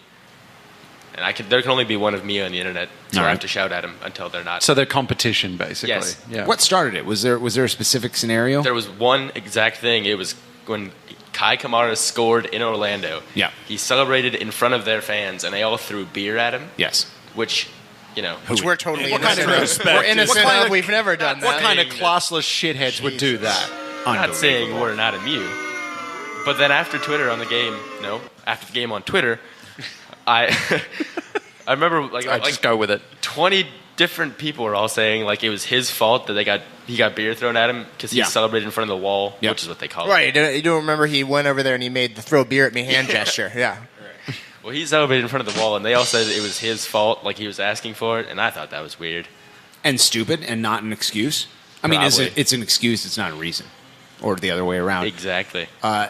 There's something very specifically terrible about new teams' supporter groups. I can't nail down what it is, though. Like, I know what you mean. I don't know how to say it. I've always said it as they entitlement. Well, no, they're just trying to make up for lost time. Yeah, they're overcompensating. Yeah. For their newness. Right. Yeah. They're micro penises. Yes, exactly. Like an acorn. That are attached to their chest. Yeah, glued to their sternum, John. Yeah. What do they do with tire, Greg? They got a plank to pee, I They guess. shit on him. Yeah, exactly. No, like I've told the story 1,000 times that the Indy 11 supporter that tried to fight me because I was trying to help him get flags into Akron's soccer stadium. Why don't we do that more? What, go to Akron? Fight Indianapolis people? No, play in Akron. Because we don't we are a Columbus-based sports team. Yeah, but Because Akron. John, I think you actually uncovered the real reason there. That's a big reason. I never thought of lost that. in Akron. I don't. What's that crest say? Is it Akron City SC? No, it doesn't. Rubber bowl. Yeah. Yeah. Yeah. Good What do you do with the tire? You manufacture it. That's the first and only time that joke is actually relevant. No, it was relevant. I don't remember why. But No, it you makes don't sense. remember why, so you can't. You got nothing. Yeah. So, okay. Do you find yourself, because you do get into it with not just Orlando supporters, but I'm going to assume you've gotten into it with the Detroit City lad upper. No, actually, I haven't. I want to get your impression on that franchise. Because of all the fuckboys. Are they just like not even worthy of They're your so, attention like, because they're not even MLS? Yes. Yeah. No one in the world is as self-promoting as any Detroit City fan. Mm-hmm. And then, like, in real life, once you actually like hear their chants and like see video of them, it's really not that good. It's just they spend like $2,000 on smoke every game and exploit people's unpaid labor for their own gain, and that's pretty much all their franchise is. Wait, go back to that last thing. Going to be president someday? Is that what you're saying? Go back to that thing you just said about slavery and expound upon that. What does that mean? They use college kids like labor. They you're talking about their players. NCAA kids and then don't pay them, which is kind of weird and bad. You mean, Yeah. Not the fans. Yeah. Well, who knows? Yeah. Could. Okay. Maybe. I don't know. They just that fan base. Maybe twice in my life have I gone into the whatever their hashtag is and just like read for 5 minutes and what they're doing. Oh God. It's just like Seattle times Cincinnati plus Orlando plus divided the whole, by Colorado plus the whole downtrodden persona by being Detroit. Yeah. Dan Gilbert can absolve himself of anything bad he's ever done if he takes the most fake plastic corporate franchise possible and puts it right next door. I'll be fine with whatever he does in the rest of his life if he does that. Is he the prime candidate for Detroit MLS team right now? So I think. Yes. Yeah, you'd assume so. I want him to let Detroit City Current live and then just put something absolutely horrible and big money and heartless Something right that they next would door. absolutely And then hate. I want them to become incredible. That's what I want more than anything else. I would just because it would die upset to them see so that. much. It would be so beautiful. Yeah. Well, they're 5 minutes old. I mean, that could happen to them just because people get tired of things. You would after rather 10 them do minutes. that than buy them and turn them into the thing that they don't want to be? That's interesting. Also, Yeah, no, because then their fans can act the victim. Yes, and they can act like they're the downtrodden. That's true. Which they're like, doing. the Which rebel. they're doing already That's their whole identity. because Detroit. Their identity is being the rebel. Is this victim role that like, bitch, no one is trying to make you do fucking anything. Because it allows them to largely ignore the fact that on the field they're like historically bad. Yeah, and they're people a horrible team. They did a GoFundMe and raised like I don't know $200,000 to like redo this shitty, dilapidated, abandoned high school football stadium. Right, because if they didn't raise You're that not the money, their fucking stadium victim. was going to implode upon itself. Yeah, nobody there is a victim of what? Of what? Which is a lot less cool than it sounds. Oh yeah, they had to like repaint wooden bleachers and stuff so that people didn't die of splinters. Yeah, they're a victim of their own business model. Gangrene or Like, oh my God, we're just nobody respects us. Well, you came into this league on There's purpose. Very little to respect other than giant plumes of smoke. Yeah, smack. Yeah. Okay. All right. So, I like all the different pronunciations is great. I want to get your impression of, because a lot of the people that are involved in the things that we do, whether it's ACES Radio or Tiflos Wet or any of the established supporters groups in crew fandom, it just seems like everybody's been around for a long time, and that there's obviously value in that, and I'm not saying that you haven't been around for a long time, but you are now present physically, and in the last year you've been more involved with the supporter aspect of crew fandom in person than ever before, and I want to get your impressions of supporter culture as an 18-year-old college freshman, because you see it on the internet and now you're becoming a part of it. What is it like? Tell somebody like Josh Sondheim, who's never up to lat in his life. He's only on episode 25. He's got a long way to go. What's supporter culture like from your perspective? What's a what like? What's supporter culture like in Columbus, Ohio? Bird culture. Because you're the next president of Huston Holligans. Let's be real. Am I going to get like deposed by No. Stanky's kid? No. At some point? No, it's like 10. You just like pick it up and throw it. Yeah. It's into Stank Lake. Right. 10 pounds? I don't know. 10, No, he's 10 like- pounds, 10 years, He's like 10 6. kilos. He's like 6, dude. You're going to win that fight. I don't know Back to you, how Beck. old kids are anyways. Just This is kick great. it. This is great. Back to you, Beck. I don't know. You have a rawness. I know you do, I don't and know I what to want to say. expose Come it. on, spit the hot take. Yeah, Here why, we go. well, I don't It's like time. this, Ben. Where's Twitter, Ben? Exactly. Where's Much that guy? more bold? Yes. When I don't have to face I mean, people? do you want What, to like? 4 of your friends? If you want to type it out, we can just read it into the microphone. yeah, we if can do that'll that. help. I don't know. I think it's good in some ways and horrible in other ways. It's mostly horrible. What are the parts you like? Making TIFO. Okay, but what if I say that's not a supporters group? That's a hashtag. Supporters groups or supporters culture? It's Yeah, supporter you asked group, supporters supporter culture. Can I rank the supporters groups? Absolutely. Oh, please. Just start from the bottom. I want to hear the top one last. Just like lists should be started. That's I right, should have Darby. made the ranks False. before I Kill said yourself, that. Darby. What's it called? Like V Army? Okay. Oh, How we're- about ones that exist? Okay, maybe not rot. Maybe leave the rotting corpses out of it. Yeah. Okay. Contractors SC. Is Turbina still around? Yeah, Sure. They're Rank them first. last. That's Okay. fine. They're They're like first, They're first. the best. and If by they're- first you mean the bottom of the If list. they're barely there, they can't be annoying. Oh, okay. That actually makes a lot of sense. It does. Yep. So they're number one in your opinion? Yes, GCG bags is first and last. Okay, explain. How can they be first and last? Especially when La Tribina's already first. I didn't make these rankings. You before asked. You proposed literally rankings. just did make I know. these I'm rankings. awful. And now, What do you mean I didn't make these rankings? I was just trying to deflect. We didn't give you the a other script to question. read. Whoa, this isn't my impression. Yes, that's what we're asking. Well, I knew I was going to be a terrible Okay, guest. let me make a statement, and then maybe you can I need respond more to it. specific Okay, questions all than right. like, what do you think of culture? I've been thinking about this lately. You're definitely not a free thinker with lots of opinions. No. No. Well, he's in test mode. Like he has to memorize stuff. He's not really interacting with shit yet.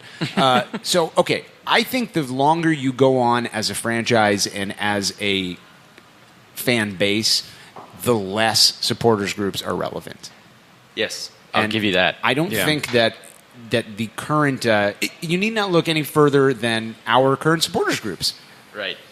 No one stands the Nordica based Nope. on group. No one even goes to things based on group. No one does really anything based on group. It's basically it's still painted on the bleachers Yeah, as but far I mean, as I'm I- aware that this is where HSH is and this is where I think LTA for every is game and this this year, is where- I've stood in but LTA. I don't see anybody sort of self-segregating like that. Right. I've stood in LTA's And maybe they painted might section have maybe they used to for every match this before year, I turned and up, I'm not but even I don't, close no. to eligible for LTA.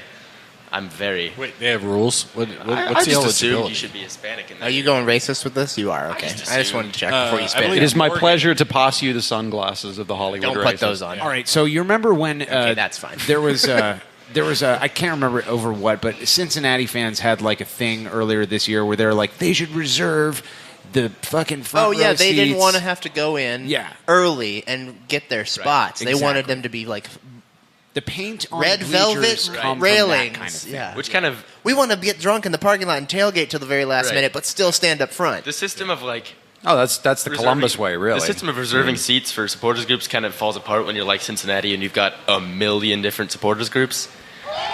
That there's one new one every day. I think two new ones have formed during this segment. Yeah, it's weird. There's like a one-man supporters group. I'm sure there is. I will never forget. It was I think it was 2014. We were at Philadelphia, and we there's nothing fucking to do in Chester other than Murder. get murdered, survive. Right. Oh, it was the Magic Poopies game where you didn't poop. You Where I actually just didn't peed. actually. Magic Peepees. Sorry. And before the game, that sounds so much better. we went and tailgated with Sons of Ben, and how old were they at that Great point? group. Three, How many? 3 years you old. had kids? I like the name. They made a movie about themselves, or had someone. Yeah, they did. That's so pretentious. No, they made a movie about does that? themselves. Who does that? It's they might have hired kinda wanna somebody see to do that. all the Man, hard part. who would have TV things made about themselves? It's ludicrous. No, Cincinnati. no one would do that. Same production company's doing a Cincinnati thing right now. Right now, That's delightful. they only do what we have done before. Oh, I am going to light Brian on fire. Yeah. He texted me and told me that. I'm like, yes, why would I be upset about that? They're just doing something we've done before. It's like Family Guy and The Simpsons. Glad to be here. I love you guys. We were standing there, and I was talking to the president of Sons of Ben, and she said, hey, how many supporters groups do Is you guys? the president not named Ben? Yes, it is. Okay. Her name is Ben. Keep going. Keep going. She's like, how many supporters groups do you have? Do you have more than one? I'm like, dude, we have more multiples of supporters groups don't than even, you have know. years in this league. But yes, we have more than one supporters group. And the reason she was asking is because she was concerned, and everybody was concerned because there was a group of lads forming every week outside of the officially sanctioned tailgate area, and she's like, they just stand there and drink vodka straight out of a bottle.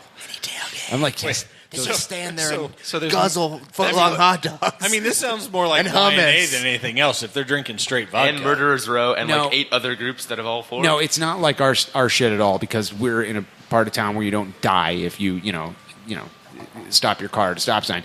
But outside of their stadium, there's a fenced off area and it's very front office oriented. Like the front office has beer trucks pull back and like there's 1,000 taps and it's actually really nice. You get a fucking scarf officially anytime you walk in. It costs like $10 to get. It's great. Anyway, so I thought it was so funny because supporters groups don't fucking matter here. Mm-hmm. Like if you belong to one, chances are pretty good you belong to at least 3. But they're like there are 5 guys that aren't in Sons of Ben anymore and they're drinking vodka right outside of our thing. How dare they? Yeah. Is that where Einheit went after 2015? I can't. I'm legally obligated to not answer that. Just wipe that out of the podcast. Yeah, 3, 2, 1. So talk to me about that. So, you're kind of new on the scene, newish physically. You see all these different arenas of supporters culture in MLS. What's Columbus like? Why are we better? Why are we worse? Why are we not? It's going to be much better once Buckeye Brigade is back. Are you starting Buckeye Brigade up? Should I? Is this an official announcement? Is it? Should I?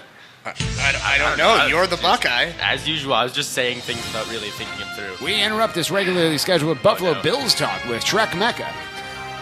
To give you this bit of breaking news as he drags his keys across the table, we go now live on scene, thank you, John, to Ben Beachy. Ben, what do you have for us? Buckeye Brigade is back. And they meet at what's a place on campus kids like to meet? Remember the last year the Buckeye? No. Remember the last year Buckeye Brigade was around, and no one showed up to do the talk at the supporter summit. Yes. And so Todd Strauff got up and talked about it. Like, and now to talk about the college supporters group, a 64-year-old man. Yeah. Hi, I'm here not to molest these children, but to lead them in coordinated and movements. Caleb had texted him something to say, and he was like, he had his phone like right next to his eye socket, and he's like, "I'm sorry, I have trouble reading." They meet at a place. I can't read this. What is it? It's a bar on campus. Thanks, old man. Wonderful. Okay, moving on. Ben, you're one of the top lads in the game. Right. You got your whole life in front of you, as opposed to Darby Schnarfs. He could kick the bucket at any minute. Why ACES Radio? Why waste your time here? Talk to us about that. Because it's a Thursday night, and there's not a whole lot to do on campus. I mean, a lot of college kids would say this is the start of the weekend. I have classes tomorrow. Oh, you're one of those Two kids. classes tomorrow. Okay. You're one of those kids that actually goes to classes. It's his first semester. He doesn't know not to schedule things on Friday. I have the most classes of the week on Friday. Oh, my God. You're just an idiot. Two. That's what time is your earliest on Friday? 11. Oh, Jesus Christ. Why aren't you out drinking right now? Yeah, that's not That's early not at fucking all. real. Because, I don't know. Dollar mug night at Outer Inn on Thursdays. Yep. You buy the mug once, you can bring it back 16 ounces. And then you stumble across the street and get PJs when you're drunk. Don't ever eat PJs sober. Taco Ninja. That's also There's a small chance. It's not even a thing anymore. Very small chance. No. Very small chance that my mom might listen to this podcast, so I'm not going to say anything. Barbie Beachy. Goodness. Big fan. Outer Inn is really known for its milk. Yes. It's a library with milk. Yes. It's a great business model, John. Yeah. I still frequent it all these years later. Yeah. I can't believe competition has popped up all over the place. You can never get enough knowledge or calcium, I always say. Come on over here, all you Amish kids, and drink the milk while you read books, John. Barbie Beachy. Barbie Beachy, this is great. Thanks for stopping by. Hey, Ben, favorite off-the-field memory. Go. You don't have to look at it. It's not up there. The answer is not on the screen. You got to think of this. So, okay, I'll do the thing. Tifo? Be specific. One of them? I don't Just know. any of them? Maybe the U.S. one, where we lost to Mexico. Raku just died. No. The painting of the Tiny Demon Fortress one was pretty good. That was good. When I left John all my clothes. Yep. That wasn't a painting. That we were tracing that night. Yeah, did you That's paint? true also. Yeah. You showed up with a big bag of clothes, and you're like, all right, Anna, I'm out of here. Here's my bag of clothes. Lovely. I painted on the second day when there was almost nothing left to paint. Oh, that's right. Okay, well, all right. So recently you had your first banner painting experience. To people who maybe have thought, I'd like to get involved in Tifo Sweat, but I'm nervous. Maybe I'm bad at it. Maybe I won't know anybody. What would you say to them? You probably are bad at it, like I am. Yep. Come anyways. Yep. That's the right You answer. can't get better at things if you don't do them. We're all of us suck at it. When you're painting something that everybody who sees it is 100 yards away, it doesn't matter how good you are. Yeah. Mm-hmm. Yeah. There's a really good article by the Nutmeg News, which that's not me. Just FYI. I'm convinced. Regardless of what it says on the website. There's a small chance. About crew fans freaking over about painting like a 1-inch thing of fabric correctly. Go check that out. I felt really targeted by that article. Yeah, we all did. Okay. Well, you're in college now, so if you feel triggered, you can find a safe space. It's okay. It's a good 50-year-old guy joke, Darby. Way to stay on brand. Token liberal. Oh, liberal. That's what it's all about. Refer to the username. Okay, so what does crew mean to you? Now, this is Greg's question. He loves it. He wouldn't feel at home if I didn't ask it, even though I forgot to include it for like probably 15 straight guests. Yeah, pretty much. I was hanging out for like 4 months for that shit. Amen. Tell us when you're dead, when you're dying, and you says to yourself, "It's my last breath. I'm going to think about all the things that mean something to me," and Columbus Cruisers FC comes up in your brain. It's going to be the answer to yourself. I got a song for you. So okay. I don't. You don't think of anything? I like the tailgates. That's good. God, you're such a casual fuckboy. You're the worst. These are so much deeper questions than I've ever asked myself. What makes you come to games early and hang out with terrible people at tailgates? Like, why do you do that? Why do you sprint at full speed in clothes that are completely not appropriate for the weather across the drainage ditch with milk in hand? I don't know why I do any of the things that I do. I don't think things through. Did somebody check for a heartbeat on this one? He's 18. Is there vodka in that milk? What are you?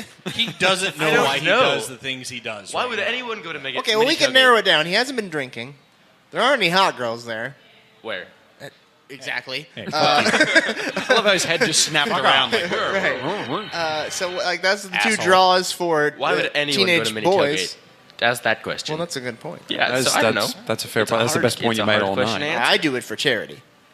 Is that right? Yeah. Anytime you go, like, charity gets money? Is that what I'm hearing? Yeah, basically. Who's Well, service. like Kai Kamara builds schools in Sierra Leone. I grace mini tailgate with my presence. It's like, so you think your presence is a present? You are barely charitable. No. You never show up. It's kind I'm of like there every time. it's like You don't even come to Pelotonia. games every You time. pledge to stay at mini tailgate for a certain amount of time, and people donate money based on the amount of time that you stay at mini It's tailgate. community service. His probation officer requires him to volunteer at mini tailgate. Well, yeah, it's like, remember what was that back in like 2009, 2010 where Stephen Lenhart would go and sew things with old people? Yep. Same thing. Yeah. I go when I eat hot dogs with old people. That is the Throw exact water same thing. bottle.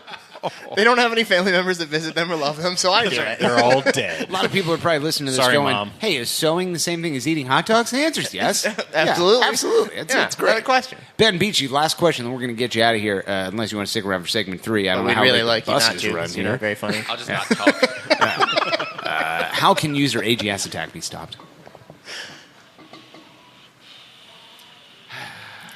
Please have a party. Feed us drinks. Get us laid. Ow! So You just weren't Just born ignore when that him. movie Just came ignore out. him.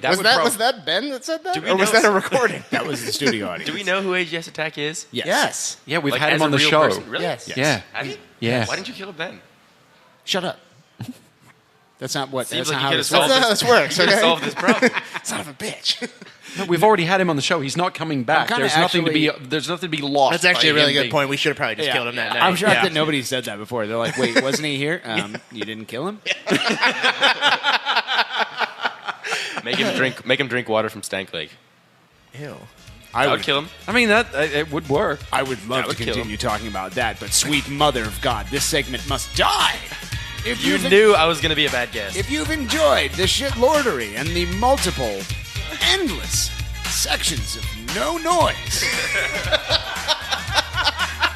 On segment 2, I've got some You great knew I was going to be a bad guest. news for you. Ben Beachy's coming back to read your hot takes on segment 3. We head live on Periscope. Oh, I My can't friends, wait. you're listening to ACES Radio. Hot, sicker than your average. Down like goose and I'm fly like Maverick. With the savage attack in a mouth like a mash spitting fuego. Homie, it ain't tricking if it's magic illusions. Indubitably juvenile. My crew can do it and we do it well. Rock around the clock all across the nation. Got a lot of sky miles and a reputation of making earthquakes every time we land. Cause stopping ain't an option or a part of the plan. Fools get to fuming while I'm running on jet fuel. Now pay close attention cause I'm ready to let you know what I'm all about, child. I got that style that you come to love. And I'ma stay fly till the day I die. Spitting fresh to death from above. Get it, David F. Man. You don't stop. David. You don't stop. We came to rock it till the city takes off. Mr. Cowtown. Yeah. I'm an ace pilot. Yeah. I wanna spin my wings and fly. To all the people in coach. Yeah. To my first class folks. Yeah. We'll show you how to scrape the sky. Oh, yeah, baby. Ignorance like shitlord, celebrity fans, Barbie Beachy, and all you fools on the internet expecting to see us live on Periscope. I've got some bad news for you. They forgot to install light bulbs in this room, Greg.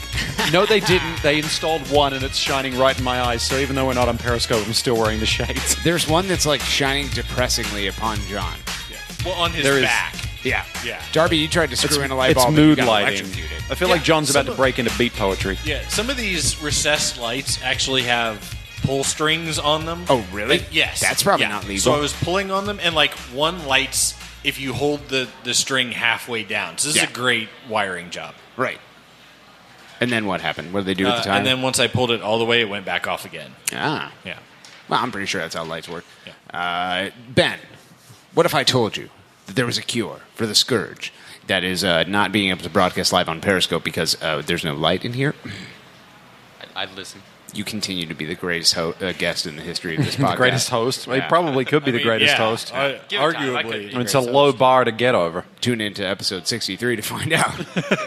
It's just the intro and then like a lot of silence. He's like, you knew what this was going to be. Where's my chocolate milk?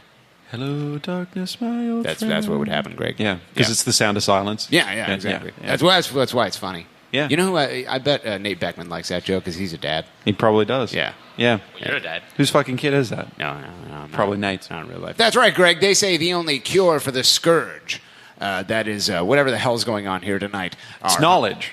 No, I think it's hot takes. Okay. Nothing is impossible. Yeah, it's knowledge. Make your dreams come true. And now, an ACES radio exclusive. The battle for the grand prize. Hot takes from the massive.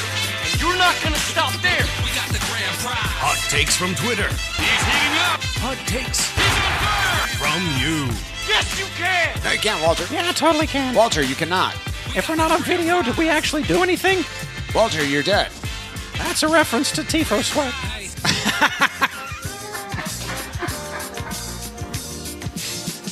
Morgan Hughes has lost his shit.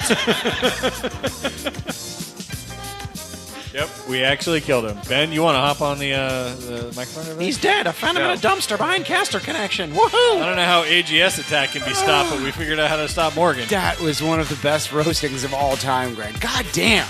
Oh, you don't credit me. I mean, it's not mine. Yeah, Walter, I mean. Walter the You're Raccoon. welcome. Yeah, I can't wait to hear what Kyle the Possum has in store for us. I really want John Zidar dead. That joke is funny because we are sellout corporate whores because a thing wanted to do film us, and we said, cool, that's fine. All right, whatever. I'm going to be appearing on a Cincinnati podcast next week. Because they're doing that right now. Is that why That's funny? the joke. I really want John Zidar Jesus, Glenn Tennis, we heard you the first time. Before we go to the hot takes, I wonder if I could read the current standings. Alex Thomas says, this is the reason people tune in. And what a rare treat this is going to be because it's very dark in here and the print is very small. And your old man eyes can't handle it. Jesus, God. No, John, you're shining that in my face. That's not helping. That's making it worse. In first place, Hired Ballerina, not spelled how you think it is, with 27 points, followed by Phil Goldfart in second place with 24, setting the table. I'm sorry, Lord of the Shits. See, this is hard. Lord of the Shits with 23 checks in at third, setting the table with 20 in fourth. Mabwani2 Bootylicious follows with 11 points. Underscore Ken with 9. Ron T and Darling Thief, what a good lad he is, tied for seventh place with 8 points apiece. Krushmak and Steve Abreu on tour. Oh, thank you, Darby. In ninth each with 5 points apiece. Steve Abreu, the big mover last week. 11th place, Pippa Nips, Hug Me Shaven Oregon, Alex Thomas, Metro Conversion Bot, Darby Schnarfus, AGS Attack, Buttle Surfer, and Zappalicious, all with 4 points. Mike Hudson sucks, he certainly does. Josh Sondheim goes from 0 points to 3, moving from not mentioned to 19th place. Yvonne Seagull, The Crew Pat, a.k.a. Patrick Moore, Pamela Lynn Hughes, D.H. Goat, Hansy Locknane, Carl the Refugee, Morgan's ass, Zidar's ass, Darby's old ass, and none other than Greg's ass, all in 21st place with 2 points apiece. The gaggle fuck of celebrity fans is as follows. Bob O'Shaughnessy, Dave Edgar, Dirty Slut Pam, John Burkle from user blank 91, Iscariot, Aces Reflections, GCG Bag, Tyler, Hay Free Sandwich, Ghost of Stern John, Great Clips Columbus, Talons, The Real Chris Doran, New Zauber Overlords, Maramy Pam, Woe KC, Tom Mathers, Ann Hummer Walt, Nate Beckman, Kroger Pharmacy, Pat Scroonan, Cat My Cheer You Up, Bot Fishbert, Sandy Ursa, The Logbook, Morgan's Fun Van for Your Kids, Steph Steffen, all with 1 point, Greg, tied. In 31st place, bringing up the rear this week and getting the bulk, Josephine. Yep. in 59th place. Josephine. Darby was doing strobe light. Strobe light on my list as that was happening. I went all the way to the bathroom, pissed, washed my hands, and came back just as you finished. John, do you want me to reread that? No, please God. You want me to go ahead and my car is right there. I'll just leave. You'll jump through this glass. Just dive through the banner. I bled to death, but it was worth it. I got out before the second degree. I didn't have to listen to hot takes. That's right. We move now to the subreddit known as Massive, where I remind you, as always, the hot takes are organized automatically by their level of fiery fucking hotness. This week's top upvoted post comes to us from Lord of the Shits with 12 points. Quote, I was able to obtain an advanced copy of FIFA 2018, and it has some sweet new game modes this year. PAM mode. Don't ever use this mode. Doing so will cause your system to burn up like a pizza. Then your fiancé will remind you that you've got wedding planning to do. This mode does have unlimited shoe options to pick from while designing your player, though. Crognail mode. Play as a family when your only player options are Crognails. After all, 1,000 of them graduate from Maryland and take over every soccer league. There are many Crognails. Derby mode. Here we go. This is what we're all here for. Font size increases and your player reactions slow down to make the game senior friendly. Oh my God, you're so fucking old. Yeah. This mode is only available while playing via your Jitterbug phone app. You're so old. That's funny because you're old. All Jersey sponsors also become erectile dysfunction drugs. Is there more than one?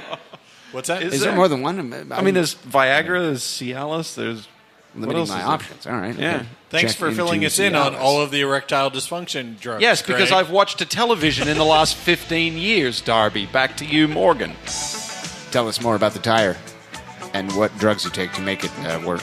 I don't know. If it gets stuck in the tire for more than 4 hours, see a doctor. It's true. Yeah. You probably should do that. Actually, do that a lot sooner than 4 hours. It's funny that like people need warning up front. Like, dude, if you get a boner that's like 4 hour boner, go to the hospital. Like there are people sitting around. They were like, you know what? I was just going to ride this out, but I'll go to the Well, who decided that 4 hours 20-minute was the limit? What, yeah, like, 4 hours seems very 3 arbitrary. 3 hours is like, oh, you're fine. Yeah. That's totally normal. Yeah, that's okay. If you get through half a work day, the nurse tells me you're at 3 hours and 45 minutes. Get the fuck out of here. Is what he would say if he was a doctor. Yeah, John, sorry, very professional. Hot takes. You like that? That's my Ben Beachy impression. Yeah, hot take's not even finished, right? Is it not? No. Oh, There's shit. still Yeah, Morgan more mode. Oh, Christ. I got off track with the Darby thing. Okay, Morgan mode. Oh, no, all the buttons on your remote got switched around. Also, the game is now NBA 2K in Celtics Dynasty mode, where every game is uploaded to YouTube. Oh, that's a roast on so many levels. Enter cheat code Excel, and the score will change, so you win every time. You're a cheater. That's why. Get it? That's not funny. No one's laughing about that. FC Cincinnati mode. You don't even need to know anything about soccer for this mode. It basically works like The Sims, and you just try to fill your college football stadium with fake people. Oh, man. Benson mode. Here we go. All the kits change to Hendok's home kits, which consists of the brown pants and your choice between a Houston jersey or a Mexico jersey. Also, all the players are black. Oh, because fuck white people, right? Oh, I get that. That's very funny. Yeah. I was like, that's just normal racist, but now it's funny because it's Greg racist. Yes. Yes, I like that. That's great. Make America great again, Greg. Get right on that. AGS Attack, it's funny because I'm inferring that you're a Republican.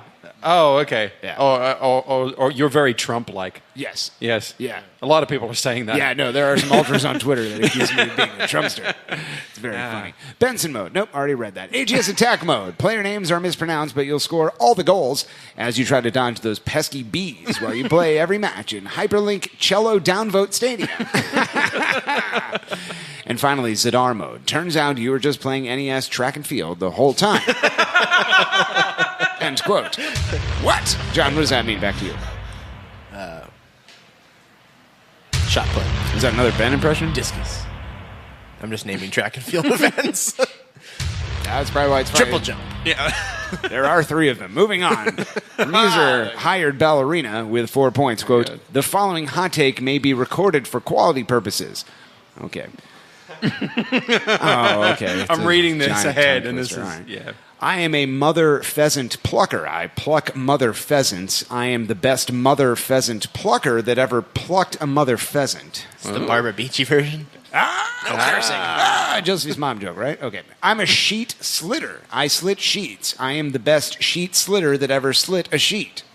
I'm not a fig plucker, nor a fig plucker's son, but I'll pluck your figs till the fig plucker comes. If you're keen on stunning kites and cunning stunts, buy a cunning, stunning stunt kite. You are reading this way too slow. This is getting difficult. It's fucking pick it up. hard. That's the point. Yeah. All right. Mrs. Puggy Wuggy has a square cat punt, not a punt. Not cat. What did I say? It said you said cat. It says Clark cut. Beacom killed him. That's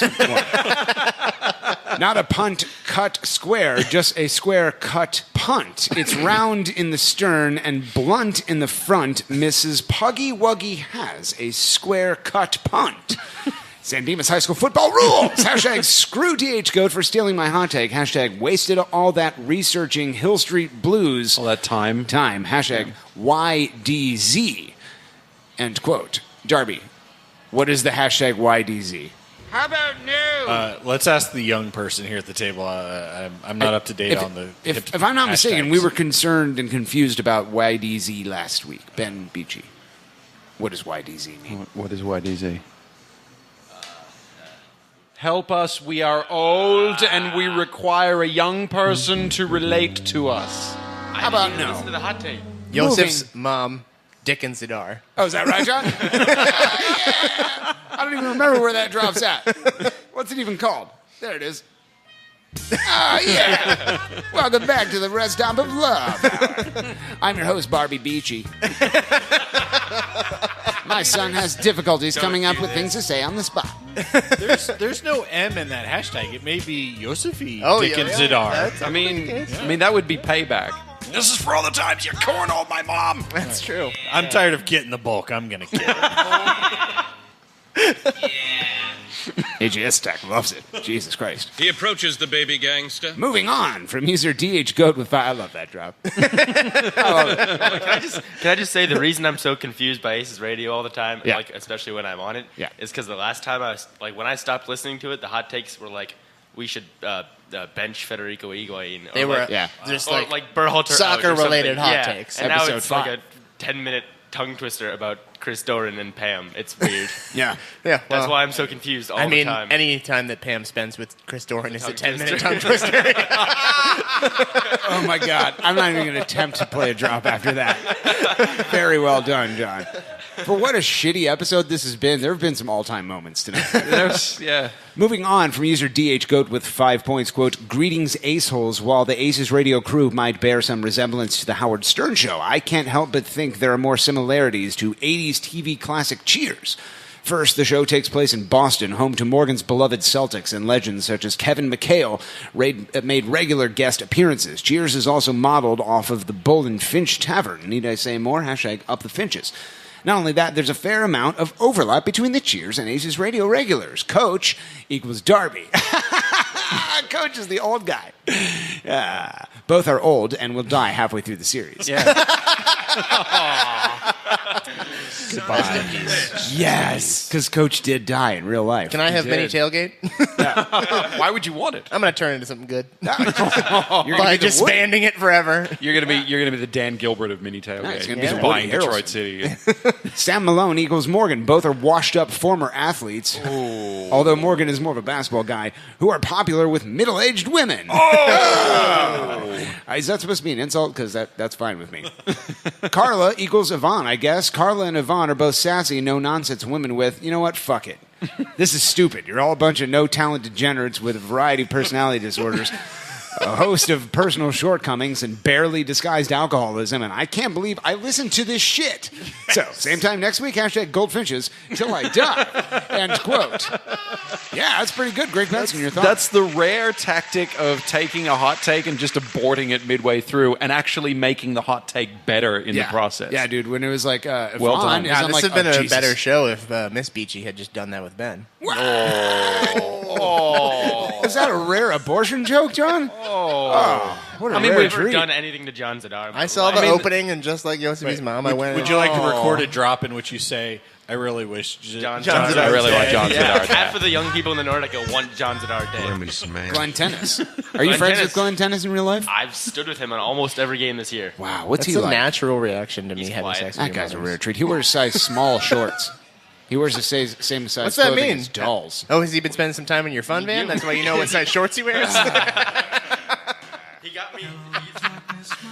These are small. They looked bigger when you had them on. Ben's taking his pants off. If not for Glenn Tennis, I wouldn't have these. Ben, why are you very pulling your shorts. underwear out? These are not. These Are those the blue shorts? Yeah, they are. And I can give credit to Glenn Tennis for. You're wearing them as underpants now? No, I'm not. There's another layer. Wait, so you are wearing running You have- pants and crew shorts with built-in underwear and underwear.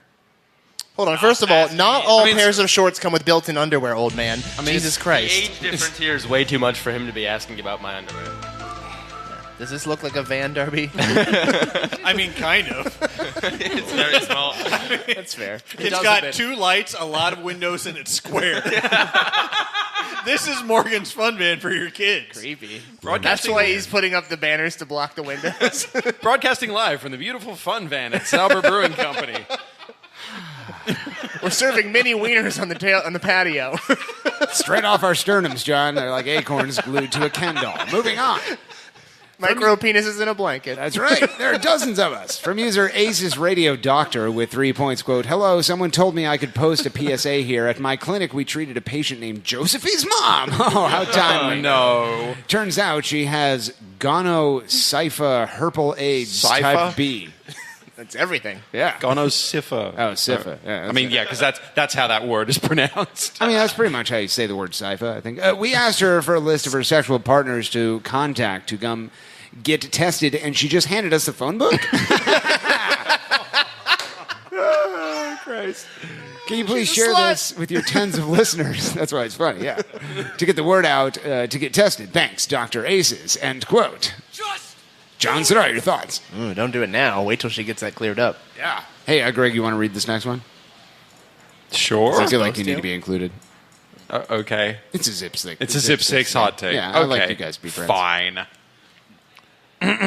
From user Zip 6 with... Shit, I can scroll past the whole hot take to get the upvotes. With 2 upvotes. At least last I checked. It might be more. He's fucking everything Doubt up. it. That's a long one. Quote, by the time I grab my books and give myself a look, I'm at the corner just in time to see the bus fly by. It's all right, because I'm saved by the bell. ACES radio version. Oh, yeah. Yes! The joke format that's older, more tired, and more played out than special appearances on ACES by Todd Fichtenberg will be foisted upon you as I compare the tale... Ooh, I almost fucked up. Yep. Actually, I did fuck up. They're hard words in Talisman this one. of my childhood, the less noticeable Bayside when you High point it out. School... Yeah. The Bayside High School Tigers to you dopes. Steve Abreu is Zach Morris. Charming, funny, witty. Yes, that's Steve Abreu. What? No.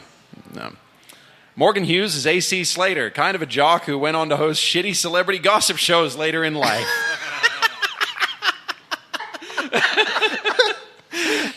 Fuck you, Steve.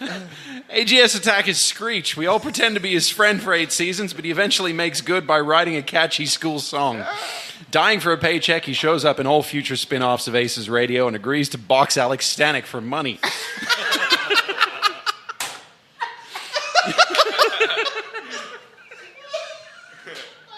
I would pay to watch that. What, Alex versus AGS Attack in a fighting match? match? Oh, God. How can both of them be stopped? We never thought of turning them against each other. Shit, the 2 wars. Did we? Oh, America loses in that boxing. Pam is Kelly Kapowski. Foxy lady has a romantic tryst with AC Slater that doesn't really work out in the end. Goes consignment shopping to buy her dress for her senior prom with Steve Abreu. Sorry, I meant Zach Morris. You fucker. He probably does. That sounds good, though.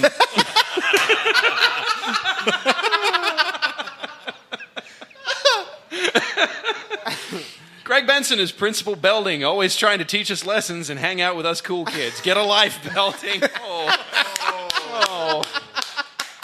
In fairness, I have been seen at several Columbus Clippers games. I think that's... I thought you were going to say Columbus area high schools. That too. Those kids are too old, John. No, too old. John Zadar's Lisa Turtle, a black chick who disappears in season 2. Oh, man, what the fuck? Wow, that came out of nowhere. Darby is Tori, John's replacement. Always wears cool denim jackets. Vaguely threatening. Yes. Eventually dropped from the show with zero fanfare. Just literally doesn't show up anymore. Like when the show moves away from Zalber and no one tells Darby. Oh, man. Oh, that's the saddest thing I've ever thought about. Oh, my God. He totally ruined what we were going to do next week. Because I'll still have the room. We just don't show up next week and Darby's just sitting here. Darby just sits in the center on the floor just for 3 hours.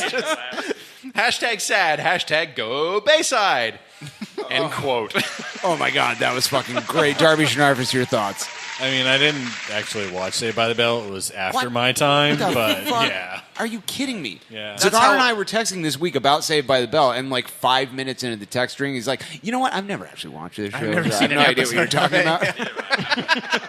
Mr. Belding is not aging well, though. I did see him on Friday at the Clippers game. He's what? Wait, what? You saw Mr. Belding at the Clippers like game? he comes to Clippers. That That's a legit. That was the reference. He was here on Friday, selling signing Columbus? autographs. He threw out the first pitch. Oh, it was he was there. Educator Okay. Appreciation Day or something. No, but he's not like a he's done teacher? that. He's done that before, though. Yeah. Like he's At done the this. Clipper game? Yeah, at Clippers games. Does he live here? I don't know. No. He's turned up to multiple Columbus. I don't know Clippers why I'm games asking questions before. like I know who this is or care. Comes But to Columbus for these events. The caring part is what I found out. I'm like, you don't care about what the answer is. Hashtag YDZ, right, Ben?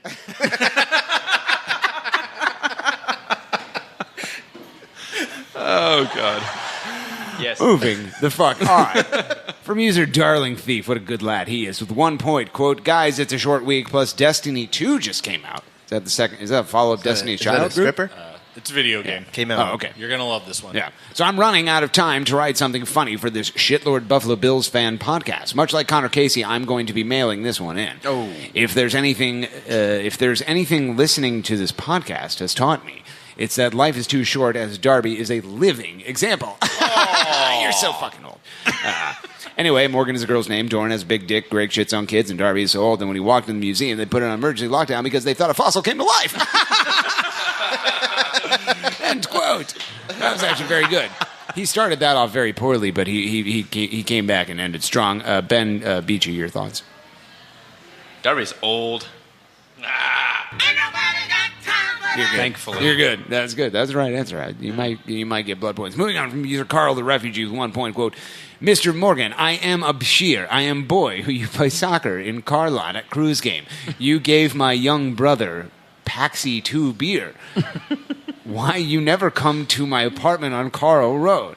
Do you have worry about mommy's conservative but stylish clothes on apartment floor?" Oh my God. "I clean it so strong for you. My dad in Somalia because Trump is stinky goat penis."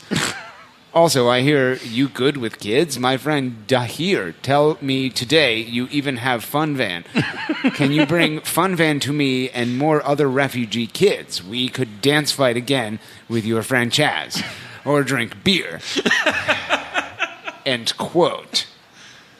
I mean, what the fuck? Greg, you seem to be the only one paying attention. I was reading along with that, and you actually got every word right, which surprised me. It's hard to read, especially when it's a refugee writing it. Yeah, especially when the screen's backlit. You're out of excuses. Yeah, man. well, the computer's is further away than it is normally, Greg, so it's a new room. Moving on from user Zach Berhalter with 0 points. Quote, "Put some hashtag respect on my brother's name." End quote. Are you going to play a Put drop? some respect on it? John, your thoughts? I will not do that. Darby? Back to you, Morgan. Greg? Back to you, Morgan. Ben? Who is Zach Berhalter?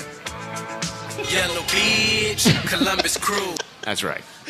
Yellow like Columbus what? Crew. Yeah, exactly. Okay. Moving on from user setting the table with 0 points. Whoa, what? Whoa. This is a change. After listening for a while, there was a brigade. This thread got brigaded, by the way. What does that even mean? It means it got downvoted to shit. Okay. Like brigaded? What? It's how many votes did it have? The whole thread had 0. It's like 10% upvoted. Yeah, there was a bunch of. I don't understand half the shit you're saying, John. It's actually like a Reddit. The rough lads showed up. Yeah, it's a Reddit thing. From setting the table with 0 points. Quote: After listening for a while, I'm positive that ACES Radio is actually a podcast about kids and questionable parenting, and not a Buffalo Bills podcast as claimed. Here's the proof. Morgan's repeated claims that he smells great and is great with kids, yet won't interact with his forgotten son, Derek Hughes. ACES Radio's mission to end childhood sobriety. Greg naming his kids Arizona and Ice-T. Those are your kids' real name. Morgan birthing Bailey out of his butthole. That happened. Sorry about it. Stories about Josephine's mom and rest stops of love. Caressy Party Mom's hot yoga fart box promos. A rare treat. The adventures of Gangster Crew Baby. Poor business decisions such as Morgan's fun van for your kids. Again, that does not exist in real life, so yeah. And yet here we are. The oddity of Darby being both a man and a child at the same time. What? That's actually a very good point. Clark Beacom killing Crew Cat and then lying to SC that Dad was working behind the scenes for Bucka Brat Night, when in fact Crew Cat was actually in the brats. Oh, Jesus. Nate Beckman forcing his crying kids to do playoff predictions before.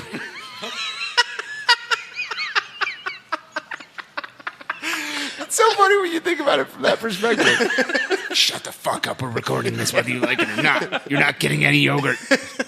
You tell me what happens if Toronto wins this weekend. You tell me Toronto's going to win, goddammit. Nate Beckman forcing his crying kids to do playoff predictions before being allowed to watch cartoons and get a snack pack. Segment 2 stories such as, whose fucking kid is this? John Zadar demonstrating what an Amber Alert is like for a child by not showing up for recordings and also having his photo on milk cartons at the grocery store.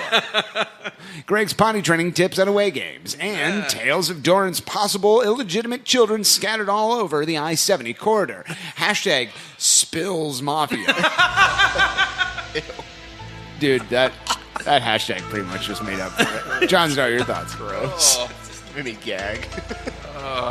Is that what that sound was? That was you choking on your own spit? Yeah. I just imagined like a big tanker truck of like Doran juice like, sideways on the freeway. With all the times that actually does happen, like the tanker trucks that overturn on like 270 and everything, like one of them's got to just be full of Doran juice at one point. Oh. Greater Indianapolis area smells like bleach. Find out why coming up tonight on the web. Finally, from user AGS Attack with -1 point. Quote, I don't really have anything this week, just like maybe let's do my chance and shit, perhaps. The dogs will like it, I think. End quote. And then he replied to his own hot take, hot in scare quotes. Hot as in steaming. To the tune of shit. No, I'm not reading this. I changed my mind. I'm not reading this. To the tune of Oh My Darling Clementine. Oh, it's Pedro. Oh, it's Pedro. Oh, it's Pedro. Pedro Sancho. Gonna score all of the goals. Yeah, it's not Santos. It's Pedro Sancho. I actually fucking love that. It's the only good thing he's ever done. You and him can sing it on Sunday. Can't wait to hear that one. What's this? Oh. Chuck is the song he wrote. Darby, I've never seen you this bored in my life. Has he scored all the goals yet? I don't think he scored any goals yet. Yeah. Blood points to give away. John Zadar, you have 1. It goes to the following user, my friend. I'm going to give my 1 blood point to the legend himself. Dom Tiberi. Phil Goldfarb. Usually when you say legend, I think you're talking. Darby Schnarfers. What's your name? John. Yeah. Yeah, that's the one. Your blood point. Mine's going to DH Goat. I appreciate the starting off getting, you're like, fuck it, you're all a bunch of assholes. I totally respect that. That wasn't as a hot terrible. Take. That was fantastic. Oh, that was a good one. I'd like to take my blood point and give it to that person. Okay, so it's not going to Nate? No, fuck Okay, all right. Cowtown Ben, you have 1 blood point. Goes to the following user, my friend. Which was the one that made fun of the podcast? All of them. Yeah. Yes? Was that the joke? No, the joke was... Which one was the one that like insulted the podcast and called it horrible? Lord of the Shits? That one. All right, Lord of the Shits. You get a point. I don't know. You're up there. Greg Benson, you have 2. I'm going to give 1 to Zip 6 because the Saved by the Bell thing was pretty good. Yeah. Well read, too. Yeah. Second one is going to Call the Refugee. Because fuck it, why not? I don't know. So dumb. I hear it costs 3 blood points just to get into the van, so he's going to need them. Listen, you're losing blood one way or another. There's going to be points or real. Visuals. Jesus. No. Always think about jokes before you make them. Don't just talk. Okay. All right. My first blood point goes to Zip 6. My second blood point goes to DH Goat. And my third and final blood point goes to Setting the Table. There you go. Is that right, Greg? Yeah. What do we do with the tire? We see a doctor if it's inflated for more than 4 hours. And knowing is half the battle. Oh, wait, wrong segment. You're disgusting. No, you can't, Walter. Yeah, I can. Why have we decided it's okay to talk over outros now? Because we talk over Nate, so it only seems right. No, we muted all the channels this time. I know why. It's a very long outro, John. No, you can't, Morgan. Yeah. I probably can. No, you can't. Baby. I watched you die. What's happening here? I watched you die. Are you going to be the host now? Yep. Love it. How's Greg feel about that? See you next week. I'm okay with this. All 4 of us are relegated to... We just have to sit here and watch Walter the Raccoon? Pretty much. God, you thought I was absent before. Oh, Kyle the Possum, everyone. I really want John Zidar dead. Jesus, Glenn Tennis. Stop buying shorts from Ben Beachy and get your ass back. You're moving on. Think about the joke before you Score say predictions. Last week, Greg Benson, null set. Okay.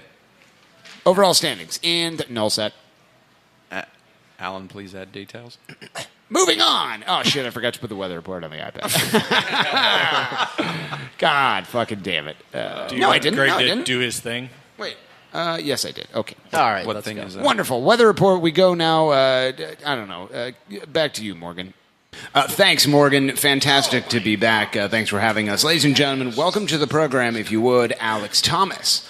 With the weather report. Alex Thomas, your thoughts, my friend. Morgan, how you doing, buddy? I'm great. I'm fine, thank you. I like the new digs. Great. It's sweet in here. Everyone likes when you're here. So let's cut to the chase for the weather. Yeah. The Columbus Crew SC Yep. is playing the Sportsman's. Sportsman's. Yeah. That's right. This Sunday, 1 o'clock. All right. National television. Ooh. So bring your smack. Smack. So the weather, Yeah. that's what I'm here for. I'm interested. And I'm ready to give it to you. Yeah. Okay. At kick, 66 degrees. Ooh, that's chilly. Winds. I Yeah. know the fans want to hear about this. I do. They're out of the east-northeast, 8 miles an hour. 8's not bad. No, it's going to be pretty nice. It's odd that wind's coming out of the east. Normally it comes out of the west or the north or the south. Yeah. Anyway, Okay. by the end of the game, it's actually going to be warmer. It's going to be about 70 degrees. So Huh. it should be a beautiful day to up the lads. Okay. Real quick, though. Yeah, go ahead. One aside. I'm sure everybody's been watching the news and the impending doom that is Hurricane Irma. Yeah. There's a couple interesting things going on. Saturday, Orlando plays D.C. in D.C. Uh-huh. And it's my guess that Orlando's going to end up getting stranded in D.C. and have to spend a couple nights there because Okay. the hurricane should be over Orlando at about that time. Sunday night, the next day, Atlanta is supposed to host FC Dallas in Atlanta, and that's about the time that the hurricane's supposed to be crossing the Georgia line, potentially as a Category 1, which still means 95-mile-an-hour winds. So I'd assume Atlanta is going to cancel that game. Okay. So they're going to have to reschedule yet another home game? Another one. Oh, yeah, my potentially. God. And to make matters worse for them, they then host or are scheduled to host New England in Atlanta on Wednesday. Holy shit. Yeah, this is going to get... it'll just be interesting to keep an eye on Atlanta with an already congested schedule. Atlanta's not making the playoffs. Well, and these are all secondary things like human life, human suffering, safety, and the destruction. But it's, what if we have a team in Miami, the Fighting Beckhams or Yeah. whatever? They're going to have to deal with this stuff too. It's just something of note. Yeah. Otherwise, All right. Anything else in the weather? What's GCG bag got going in this weekend? I don't know, man. Nope, that's later. I'm Yeah. sorry. I shouldn't have said that. All right, guys. We'll wait for Greg Benson. Alex Thomas with the weather report. Thank you so much, my friend. Smoke weed every day. Lovely. Other than that first 5 seconds where it was, busting out your eardrums loud. Yeah. can't You plan were for very that. loud when you cut to yourself. Yeah, you can't plan for that. Nobody even knew that was coming. Darvish Narvis, your thoughts on the weather? It's going to be weather-tastic. I mean, it's good. The big thing on Sunday is it's going to be early. Yeah, 1 o'clock. Buckeyes take on Sooners. We're going to be hungover. Yeah, everybody's going to have to get up freaking Yeah, what time do you... It's going to be Murderer's Row early. I have been told that the I don't remember what it's supposed to be called. I was calling it the poop and Trump-colored tailgate, but I think it's supposed to be Browns-themed. That Stanky and Derpinger are throwing. Yeah. What? It's starting at 7 a.m. Are you serious? That's what I was told. Horseshit. What time's the mini tailgate kicking off? We're probably like 9:30. Are you really? Yeah. We're going to be cooking breakfast foods, having beer mimosas. Yeah. Oh, wow. It's going to be a thing. Cool. All right. I'll be there. For me. I don't know when the It's rest your of you favorite thing. casuals It's are like gonna it's show like up. tailgate brunch. That actually sounds pretty Sign good. me up. Where's the quiche, John? It's a very intense You brunch. say that, but I'll bring one. I'm surprised you didn't get that reference to a much, much earlier episode of... What? Brown pants? No, a very intense brunch. I don't know what that means. Is it Josh Sondheim who's listening to all the... Yes. Yeah, Josh, tell me which episode that was from. Yeah, get on the fax machine. Like right now. Brunch. Yeah. I don't think this It was happened. very I don't intense recall brunch. it either. I remember I took this down as a note, like as a future... You took user- notes? Yes, I took notes for future usernames that I expected to see on fucking Reddit, and it didn't happen. So... I'm This sorry has about been it. another fascinating It was story of that. shit It was that's like happened. it was. There were other ones. There were like Gusty stepdaughter. There was sexually enhanced mollusks. There was a whole bunch of shit. You're just making this up. I don't now. remember any I of might that be. stuff. I might be. Hey, I guess might what? have. I might have been high. I don't know. remember that stuff. And Greg is high on crystal meth. Cruisers FC taking on Sportsman's, John Zadar's favorite team, on Sunday. 1 p.m. Oh, here we go. Sportsman's. Dan Lally is It's going to be a weird day. I can't wait for Miami to join the league so we can just go Beckman's, and that's it. You could say Beckman. Nate Beckman. Nate Beckman. That was. I'm going to wear my sporting socks and Lovely. my sporting scarf. Lovely. I can't wait to But see a that. crew jersey. So Sporting Kansas City comes in 2-2-1 their last 5 games. All of those wins, both of them rather, have been at home, and both of the losses have been away. The thing that I find interesting about Kansas City, John, is that they have the most shutouts. They've recorded the most shutouts in the league. They've conceded the least amount of goals. But they've also so they are 18th in goals scored, but 5th in shots taken and 8th in shots on goal. So like we're talking about a very good defensive team and a team that seems to get themselves in good positions offensively, but maybe has played the most hottest goaltenders in the history of the world every Good time. thing we've got one of those then. Right, John Zadar, your thoughts on the match, my friend? What are you looking for? I think it's going to be interesting. I don't think I have anything specific that I'm looking for. They just played on Wednesday, and we've been off for like 2 weeks. You're a soccer guy. How does that play out? I mean, I think that the break can be different for different players more so than it is for like a team as a whole. I mean, some of those players like to stay hot. Like I think it was like for a player like Justin Merrim, I think it's more important to keep playing, which is nice because he got that goal in the Iraq game, so I think that's good to keep him rolling. But then there's other players, I think probably like Santos and Higuain that are Sancho. I'm not going to ever call him that. Okay. That are, I think that those are kind of the kind of guys that can take a break and not necessarily lose something. So I think it's just going to be interesting to see. I think it's going to be a close game though. Yeah, there's a fine line between staying sharp and healing. Yeah, and we needed to heal a couple guys for sure. Darby. Sporting has played 13 away games this year.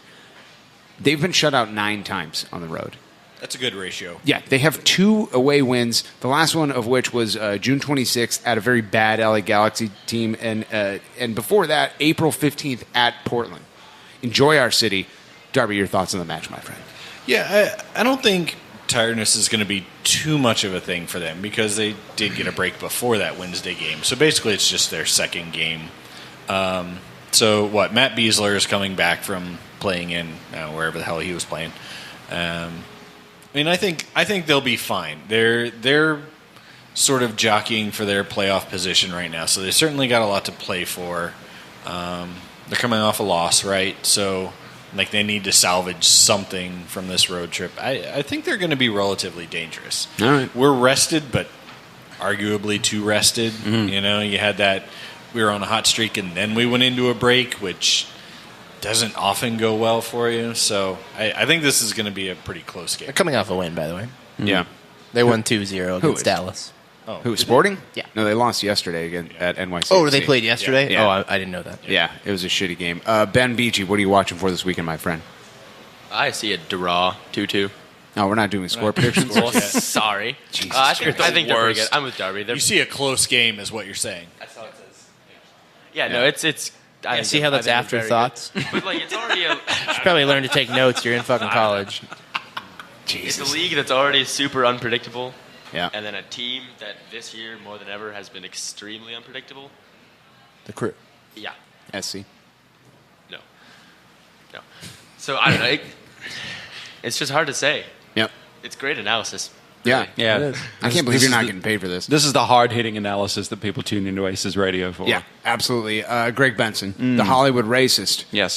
So if you're talking about Kansas City, Oh, I'm glad you didn't just go, oh, if you're a HangOnTour pub. Anyway, go on. and you're a Kansas City fan, you're HangOnTour pub. Oh, no, I'm sorry. No other pub, John. Is that right? Yes, yeah. No other pub. No other pub is actually what made John Zadar a sporting Kansas City fan. Him and celebrity Yeah, that's fans, pretty sweet. Mike Keane, they got to Kansas City the night before we did, and that night John's just like, oh my God, I'm at their supporter bars, the bowling alley, and oh my fucking God, there's shuffleboard, beer pong tables, they have a $90 mixed drink, we bought it, it's as big as my head, I drank it. That's exactly That was verbatim. Yes. Yeah. Yep. I called you a fuckboy, and I meant it. Professional athletes are creatures of habit, right? Yes. So yes, they are. If you're looking to say maybe Crew SC are ripe for the picking, Explains Kai Kamara's behavior.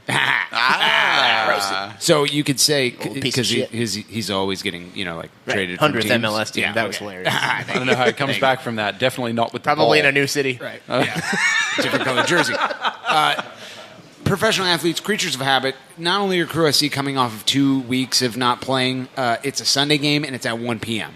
Yeah, your total routine is thrown off. Your thoughts on the match, my friend? Yeah, the last time that I remember seeing like an early game on a Sunday was the rescheduled FC Dallas game from a few years ago when the lightning storm happened the night before. Yep. And that turned out to be a pretty dour affair. I mean, there wasn't much to write home about. And Kansas City is one of those teams that can smack you in the mouth in your own building when you're not prepared for it.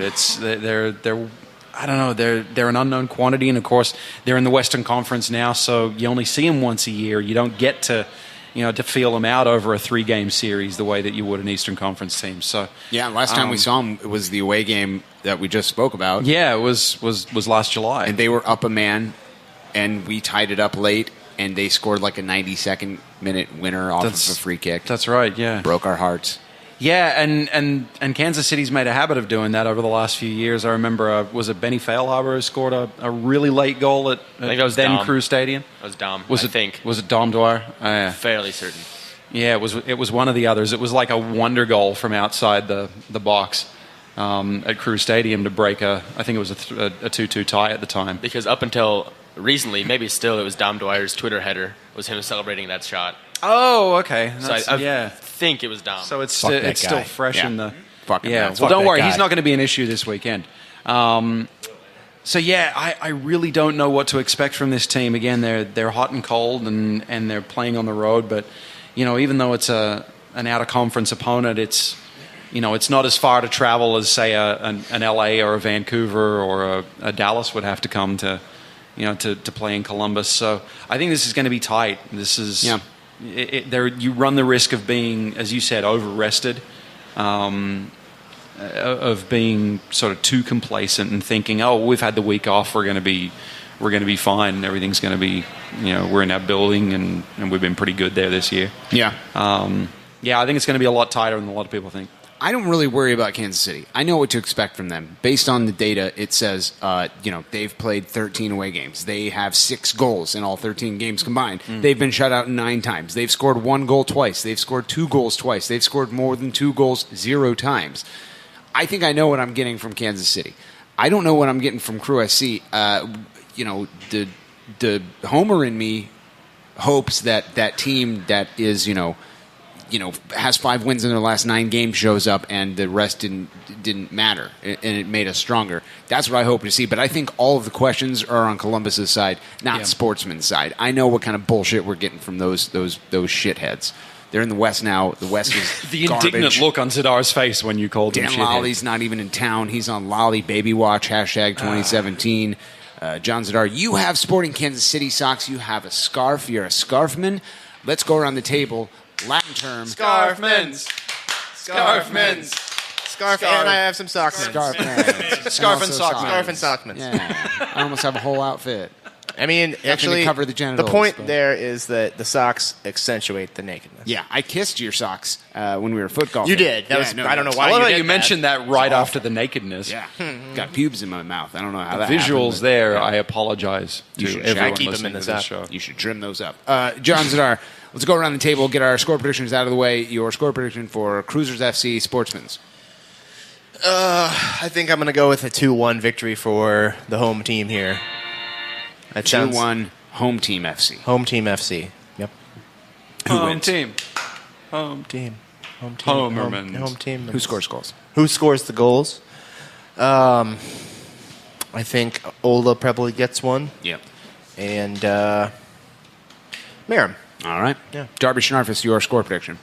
I'm feeling less optimistic. I'm going to go with a 1-1 tie. Who wins? Neutral team FC. All right. Brown pants. Got it. Ben Beachy. 2-2. Oh, is that right? Yeah. No one knew that was coming. Yeah, You say that. tune in to 10 minutes ago to find That's that right. out. Greg Benson, Hollywood Racist. I'm kind of with you on Morgan on the lack of scoring from KC. I don't think they get one. I think it's going to be 2-0. I was thinking 1-0, but I think when Columbus scores, they score in bunches. Minnesota notwithstanding. Yeah, I think it's 2-0. Those are Sportings. I hate that you did that because that's my score prediction, and now I feel like you think that I'm doing this just so you can't catch me. It's almost like you chose to go last. I mean, like it's been the long play. It's been like 62 episodes. And Well, I'm like, just saying, secret. you've got like we've just predicted the 4 most likely score lines. So you're going to be copying one of us. How about starting next week? We all write it down on a piece of paper. And then it's like John's like, you turn it over. Okay, that way we can't make you give us stealing your our paper ideas first. Right. No, I get to write after Greg has talked. No. Is that how that works? Okay. Are you sure you don't want to, maybe write it down and then send us a picture of it via Slack tomorrow? I'll record a video. I'll record a video. Screenshot of an Excel file. Yeah, that you've like doctored the date and time on. You know what's funny and you about tell that? Gary good morning during the video or whatever. Originally, how you doing, Gary? I printed that out and I crumpled it up and threw it in the trash can. And my plan was to prove to you guys that I had actually predicted was to go get that thing out of my trash can. I would have believed that so much more. And then I realized, I could have just crumpled that up and put it in there. And then I was like, fuck it, I don't have any other options. Then I got to the office, and the cleaning lady had been there and had emptied my garbage. You know the only really good way.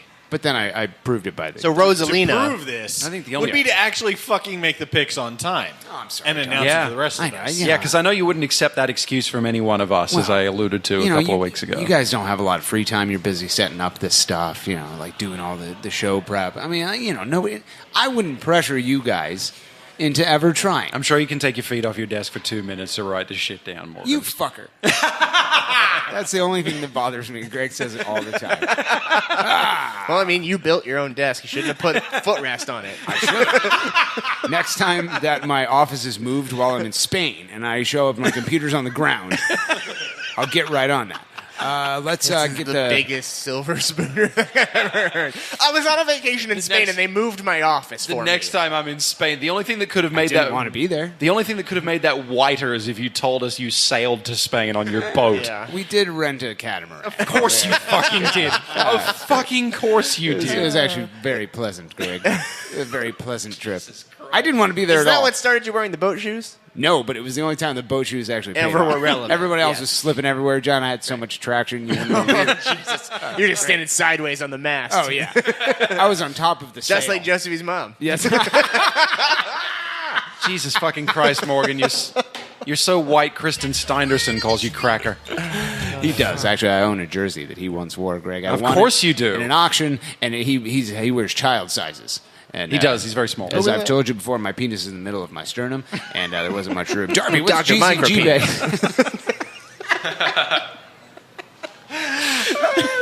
Dr. Micropenis. That's good. This is Dr. Rosen penis. Dr. Mike Ropenis. Mike Rosen penis. Oh, man. Oh. How hilarious are those checkups? You're like, I know you get this all the time, but your name is so fucking funny, man. Darby, what's GCG Bag got going on this weekend? They're going to be blackout drunk by 3 o'clock, so we're they probably will be. Yeah. I don't know if they're going to bed after the Ohio State game. Greg, you doing stand-up anyway? I don't know. I'm sitting about 12 feet in the air. I feel like I'm standing up right now. So. And I don't believe in God, Morgan. You know this. Oh, yeah. We didn't get a chance to do that. Lovely, Greg. Love that joke. Great to have you back. If you've enjoyed episode 60-something... or segment 3 of ACES Radio, I've got bad news for you. It's over, Josh Dunheim. Go home. Talk to your kids. Enjoy your wife, Jesus Christ. I can't believe you've done this. Your wife is Jesus Christ? That's right. Shout out to Cowtown Ben for, I think, stopping by. Good night, John Boy. Yes. Enjoy the bus ride home. On behalf of benevolent corporate overlord sponsors, Blood, Urine, Spit, Salvia, Foot Golf, Larry Turd, Eric Crest, Clark Beacom, and the dead rotting corpse of Kevin Burns, it's episode 60-something of ACES Radio. And all Lord Gammo's people said... Sporting! Sportsman.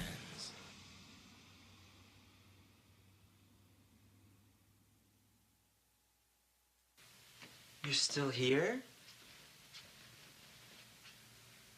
It's over. Go home.